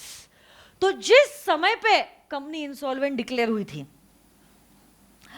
Total पूरे के पूरे एसेट्स मिला के सिर्फ थे 6,000 पाउंड्स, 6,000 पाउंड्स, और लाइबिलिटीज थी 18,000 पाउंड्स, जिसमें से 10,000 तो डिबेंचर्स ही थे, जो किसने लिए थे? सैलमन ने खुद ने। और बाकी के थे बाकी के क्रेडिटर्स। और शेयर कैपिटल तो छोड़ ही दो, उनका तो नंबर ही नहीं आने वाला है। सही या गलत? अब देखो क्या हुआ, कंपनी अपने ये 6,000 पाउंड्स, कंपनी अपने ये 6,000 पाउंड्स जो है, ये वो देने लग गई टू दीज क्रेडिटर्स। कौन से क्रेडिटर्स? जो अनसिक्योर्ड है। जो कैसे है? अनसिक्योर्ड है। अच्छा मुझे बताओ ना, जब कभी भी कोई भी ऑर्गेनाइजेशन वाइंड अप होती है और रीपेमेंट होता है ना, कैसे भी होता है क्या रीपेमेंट? लॉटरी बेसिस पे, किचिट बेसिस पे?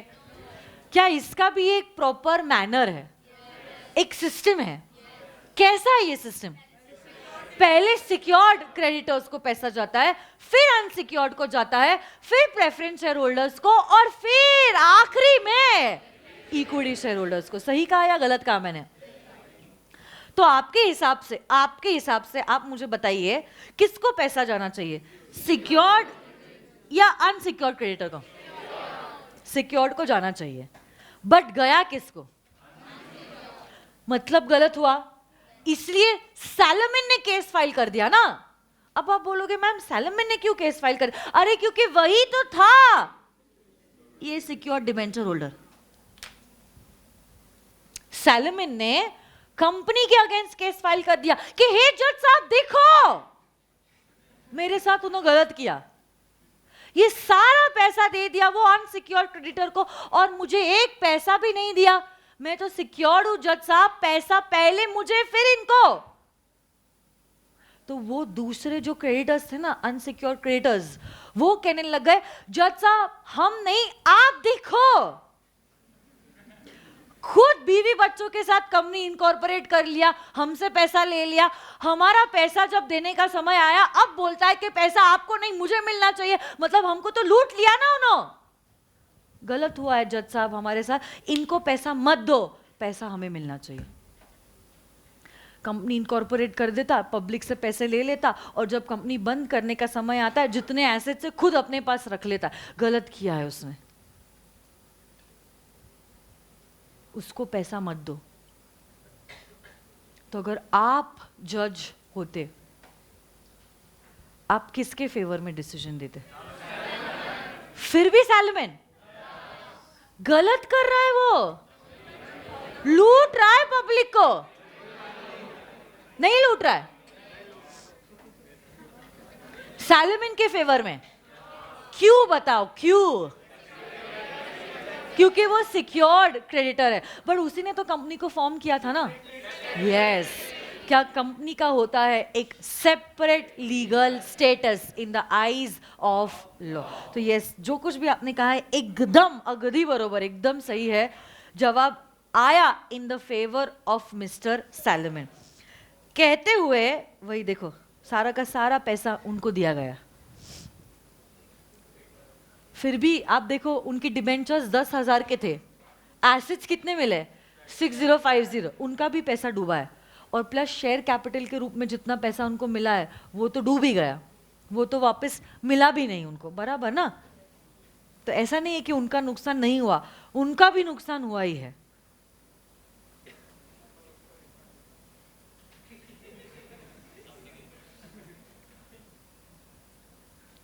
क्या आप लोग पढ़ सकते हो the decision of the court together? सब लोग साथ में पढ़ने वाले हैं, कम on. The court held that salmon and company limited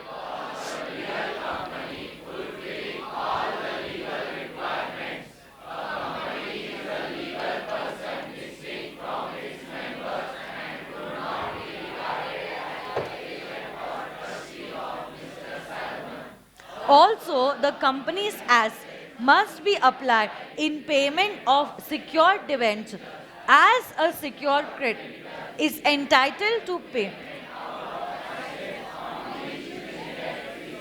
in priority to the unsecured creditors। तो अभी ये जो पेमेंट सैलमन को मिला है डायरेक्टर के रूप में नहीं, शेयर होल्डर के रूप में नहीं, प्रमोटर के रूप में नहीं, डिबेंचर होल्डर सिक्योर्ड क्रेडिटर के रूप में पेमेंट मिला है, इसलिए उन्होंने कुछ भी गलत नहीं मांगा है। पैसा सैलमन को ही दिया जाना चाहिए। सैलमन अलग, कंपनी अलग। A company has a separate status in the eyes of. Another case लो। हाँ बोलिए। नहीं था ना वो खुद, बेटा वही तो मैं कह रही हूँ, कंपनी थी। तो ठीक है ना, तो directors are like the agents of the company, so they do the acts on behalf of the company, but कर रही है कंपनी, सिर्फ उसके नाम से हम कर रहे हैं। जैसे कठपुतली होता है ना, कठपुतली वैसा कुछ है। नेक्स्ट सुनो मेरी बात। Another case law. ली वर्सेस ली एयर फार्मिंग लिमिट। क्या है केस लॉ का नाम, वापस से बोले तो, ली versus Lee air farming.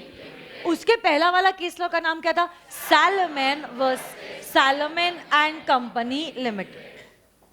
So this Mr. Lee, he was a qualified pilot. Okay, he was a pilot. And what he did is, he incorporated a company with his friends for the business of air farming. Air farming, farming मतलब खेती. Air farming मतलब क्या, modern techniques है ये farming के, जहाँ पे आपको वो पिक्चर नजर आ रहा है, जैसे फर्टिलाइजर्स स्प्रिंकल अगर करने हैं, सो हमारे ट्रेडिशनल तरीकों से नहीं, ये मॉडर्न तरीकों से हम फर्टिलाइजर्स दे रहे हैं टू द प्लांट्स। तो उसी का बिजनेस वो कर रहे थे, एयर फार्मिंग का बिजनेस वो कर रहे थे। So he incorporated a company in the name of Lee air farming limited with his friends. वो कंपनी के प्रमोटर थे, डायरेक्टर भी बने, और कंपनी के शेयर्स भी उन्होंने खरीदे, plus he was a qualified pilot। और क्योंकि वो क्वालिफाइड पायलट थे, he was also the chief pilot of, chief नहीं बेटा, chief main pilot of this particular company. अब देखो, ये कंपनी की एक पॉलिसी थी, सुन रहे हो क्या आप, ये कंपनी की एक पॉलिसी थी। क्या थी पॉलिसी, वर्कमैन कॉम्पेंसेशन की, कि कल जाके हमारी कंपनी में नौकरी करते वक्त अगर कुछ अनहोनी हो गई, means that employ is no more, he died in the course of employment, उनके जो घर वाले हैं, फैमिली मेंबर्स, उनको कंपनी कॉम्पेंसेशन देगी, उनको कंपनी, क्योंकि ये हादसा कंपनी में काम करते वक्त हुआ, तो हमारा इतना मॉरल ऑब्लिगेशन होगा आपके परिवार के तरफ, आप अर्निंग मेंबर थे, अब आप ना रहे, तो अब ऐसे केस में आपकी फैमिली को एटलीस्ट, अगर और कुछ नहीं तो मॉनेटरी टर्म्स में हम सहारा देना चाहते हैं, कॉम्पेंसेशन देना चाहते हैं। तो देखो ना क्या हुआ, unfortunately one day because of some technical problem, Lee जो प्लेन में थे वो क्रैश हो गई, and Lee died while piloting the company's aircraft. अब because he died, क्योंकि अब उनकी डेथ हो गई, क्या हुआ,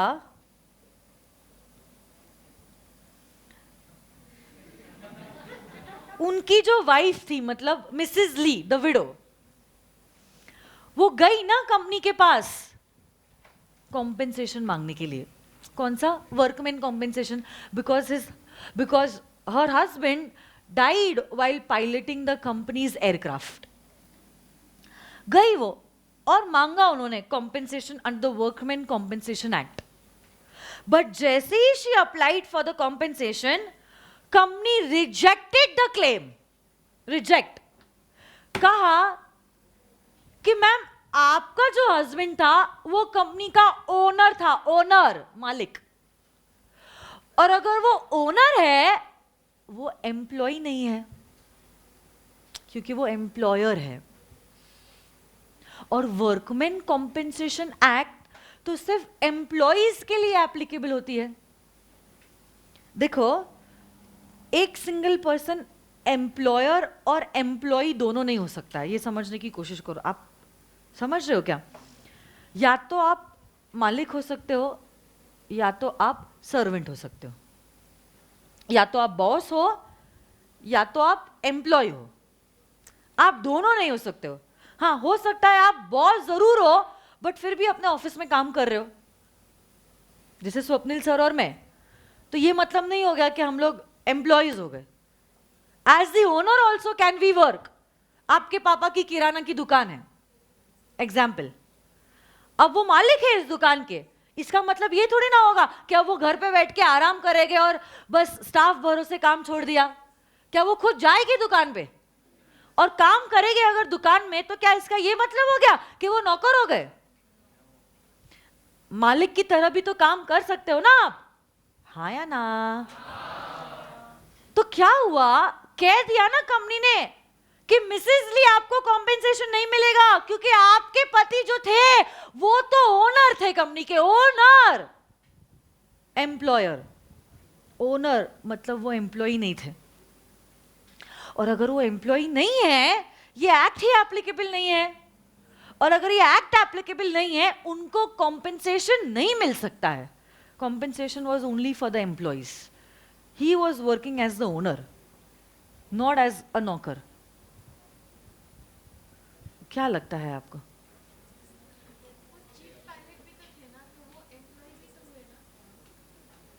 तो फिर अगर आपके हिसाब से आप कह रहे हो कि मैम उनको कंपेंसेशन मिलना चाहिए, मतलब वो ओनर नहीं है, एम्प्लॉयर नहीं है। एम्प्लॉयर तो है ही, पर वो एम्प्लॉय भी तो है, क्योंकि खुद ही कहा ना चीफ पायलट जो है।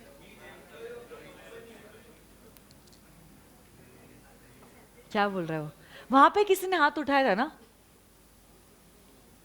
कौन बोल रहा था वहां से? बोलो ना, क्यों डर रहे हो, बोलो।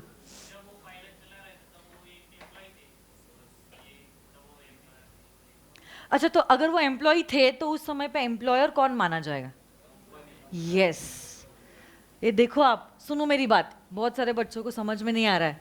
सुनो सुनो, ओए सुनो। जजमेंट कुछ ऐसा आया that he is an employ not for the shareholders, but employ for the company itself. किसके एम्प्लॉय है वो? कंपनी के।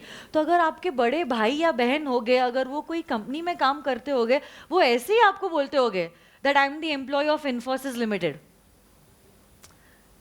आई एम वर्किंग फॉर से रिलायंस पावर, या I am working for Tata Motors.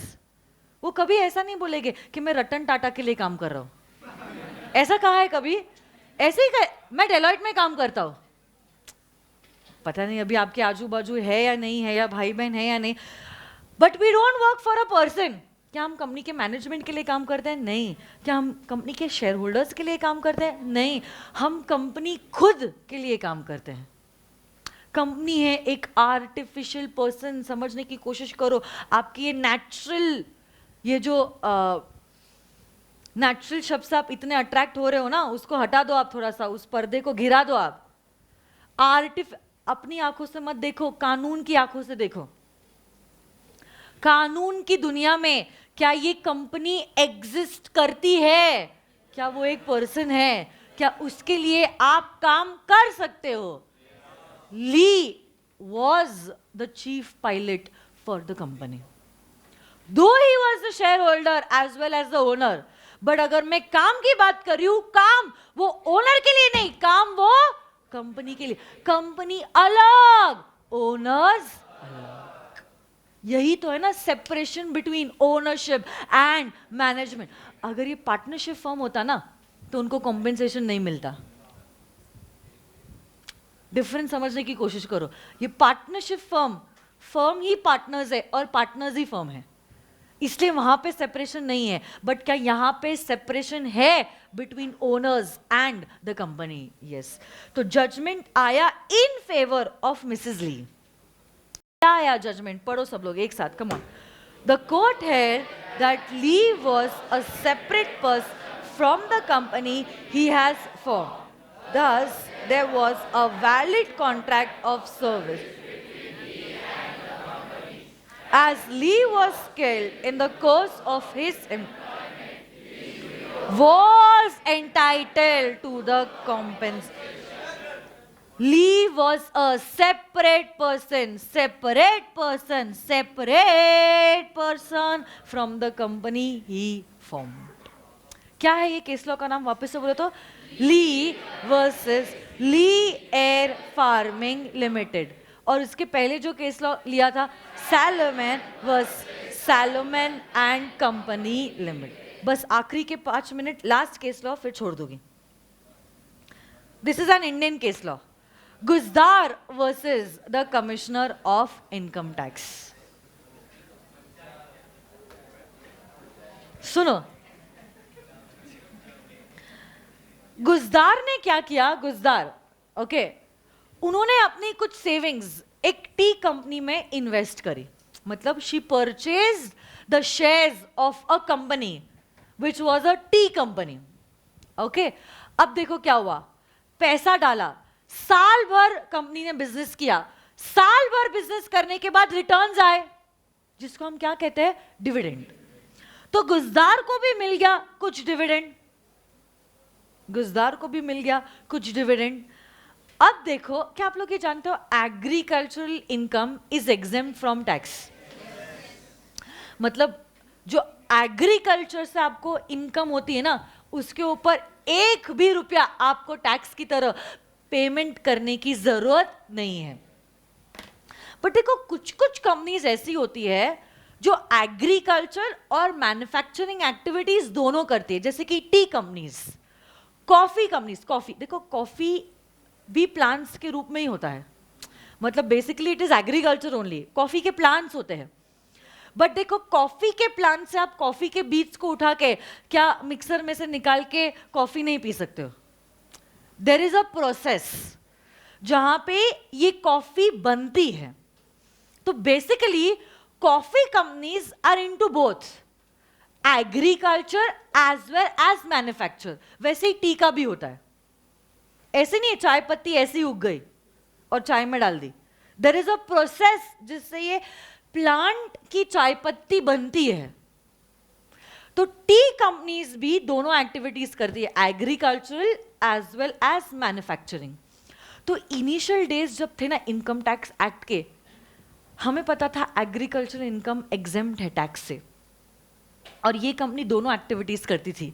तो क्या करती थी? ज्यादा से ज्यादा एक्सपेंडिचर बताती थी कि हमने एक्सपेंडिचर कर दिया है मैन्युफैक्चरिंग पे, और कम से कम एक्सपेंसेस एग्रीकल्चर पे। क्यों? क्योंकि इनकम बटेगी ना, स्प्लिट होगी, थोड़ी एग्रीकल्चर थोड़ी मैन्युफैक्चरिंग। तो क्या कर दूंगी मैं? एग्रीकल्चर इनकम तो एग्जेम्प्ट है, उसके खर्चे कम बताओगी, इसके खर्चे ज्यादा बता दोगी, तो इनकम कम हो जाएगी। इनकम कम, टैक्स कम। तो ये चालाकी सरकार को समझ में आ गई भारत सरकार को कि लोग ऐसी चालाकी करें। और ये टी और कॉफी की कंपनीज बड़ी बड़ी कंपनीज होती हैं, करोड़ों में खेलते हो। तो सोचा कि गवर्नमेंट का तो रेवेन्यू लॉस हो रहा है, और 1 to 1 तो हम प्रूव भी नहीं कर सकते हैं कि कितना खर्चा इसको और कितना खर्चा उसका। तो इसलिए क्या कर दिया इन्होंने? स्टैंडर्ड रेट बना दिया 60-40, 60% एग्रीकल्चरल, 40% मैन्युफैक्चरिंग। तो इतने परसेंट इनकम पे टैक्स नहीं देना है, इतने परसेंट इनकम पे टैक्स देना है। भारत सरकार ने ही एक्ट में बता दिया कि इतना परसेंट एग्री है, इतना परसेंट नॉन एग्री है, इस पे टैक्स दो, इस पे टैक्स मत दो। अब आपको आपका दिमाग लगाने की जरूरत नहीं है, हमें भी हमारा दिमाग लगाने की जरूरत नहीं है, सारी चीजों को हम स्टैंडर्डाइज कर देंगे भारत देश में। ऐसे करके क्या हुआ, जब गुजदार को डिविडेंड मिला, उसने अपनी डिविडेंड इनकम को स्प्लिट कर दिया 40-60 पे। उसने अपने डिविडेंड इनकम को स्प्लिट कर दिया 40-60 पे। कहा कुछ एग्रीकल्चरल है और कुछ जो है वो मैन्युफैक्चरिंग है। एग्रीकल्चरल तो एग्जेम्प्ट है टैक्स में से, 40% मैन्युफैक्चरिंग है, मतलब डिविडेंड का 40% पे मैं टैक्स दूंगी। 100 रुपए का डिविडेंड आया, 100 को उसने 60-40 पे डाल दिया। कहा 60 एग्रीकल्चरल इनकम, 40 मैन्युफैक्चरिंग इनकम, इस पे टैक्स में दूंगी, ये एग्जेम्प्ट है टैक्सेशन से। क्या होना चाहिए? सही किया या गलत किया? अगर गलत है, मैं आपको 4 ऑप्शंस देती हूं, आपका फेवरेट। किस पे टैक्स देना चाहिए? 100 रुपीज पे। ऑप्शन ए, 100 रुपीज पे। ऑप्शन बी 40 रुपीज पे, जो उसने किया है। ऑप्शन सी 60 रुपीज पे, और option D none of the above. How many of you all are saying A? A. How many of you all are saying B? जो उसने किया है, मतलब सब लोग ये मानते हैं कि उसने जो किया है वो गलत किया है. How many of you all are saying 60? तो बाकी के लोग क्या बोल रहे हैं?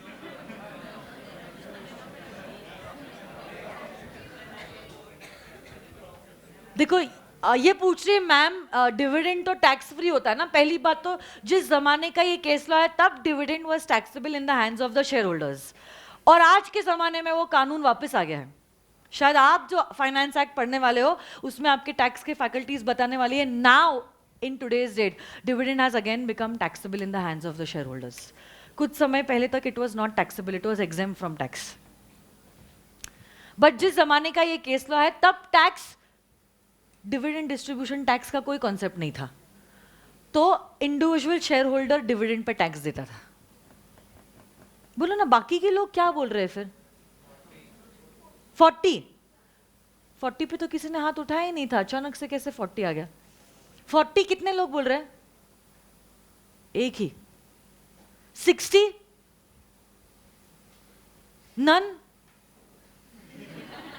तो अरे कुछ तो बोलो ला, प्लीज गिव आंसर्स. देखो यहां पे गलत जवाब दिया चलेगा, वहां पे जवाब नहीं देना है गलत. वहां पे मतलब कहां पे? वो 3 घंटों में. और ये बिल्कुल मत सोचो कि मैं अगर जवाब दूंगा तो बाजू वाला क्या सोचेगा. बाजू वाला भी यही सोच रहा है कि आप क्या सोच रहे हो. Please, I don't want to keep my sessions monotonous. कुछ तो बोलो. नेपाल 100, 40, 140. बेटा उसको पानी पिलाओ, पानी पिलाओ उसको. बेटा इनकम ही 100 की हुई है, आप टैक्स 140 में क्यों दे रहे हो? कौन आएगा आपके पास कंसल्टेंसी के लिए?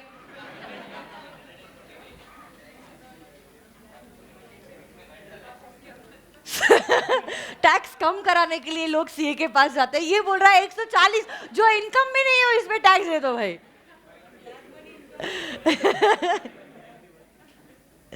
सुनो मेरी बात. मिसेस गुजदार ने जो किया है वो बिल्कुल गलत है. क्यों गलत है? एग्रीकल्चरल और मैन्युफैक्चरिंग एक्टिविटी जो कर रहा है वो गुजदार नहीं, वो कंपनी कर रही है. कंपनी अलग, गुजदार अलग. तो इनकम कंपनी की 60-40 में बटेगी.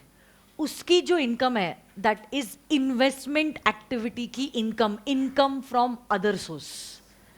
It is not agricultural and manufacturing income. इसलिए उसको टैक्स देना होगा अपने पूरे के पूरे डिविडेंड के अमाउंट पे. कंपनी है जो एग्री और नॉन एग्री एक्टिविटी कर रही है, उसने क्या किया है? इन्वेस्टमेंट किया है. वो अलग और क्या कंपनी अलग. लास्ट चीज बस ये रीड कीजिए and then I will call it an off for today. Come on together.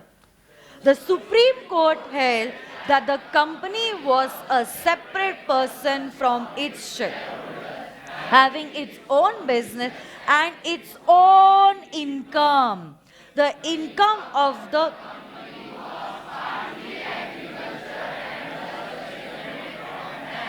but the same income when received by the shareholder is dividend income and could not be regarded as agricultural income, and thus tax was payable on the dividend. Last चीज बताइए, company कैसी होनी चाहिए? Come on. T is for transferability of shares. O is for ownership अलग, management अलग. P is for perpetual. C is for L is for A is for S for share capital, S for separate legal entity. Okay, so I'll call it an off for today. Thank you very much. I will see you all tomorrow.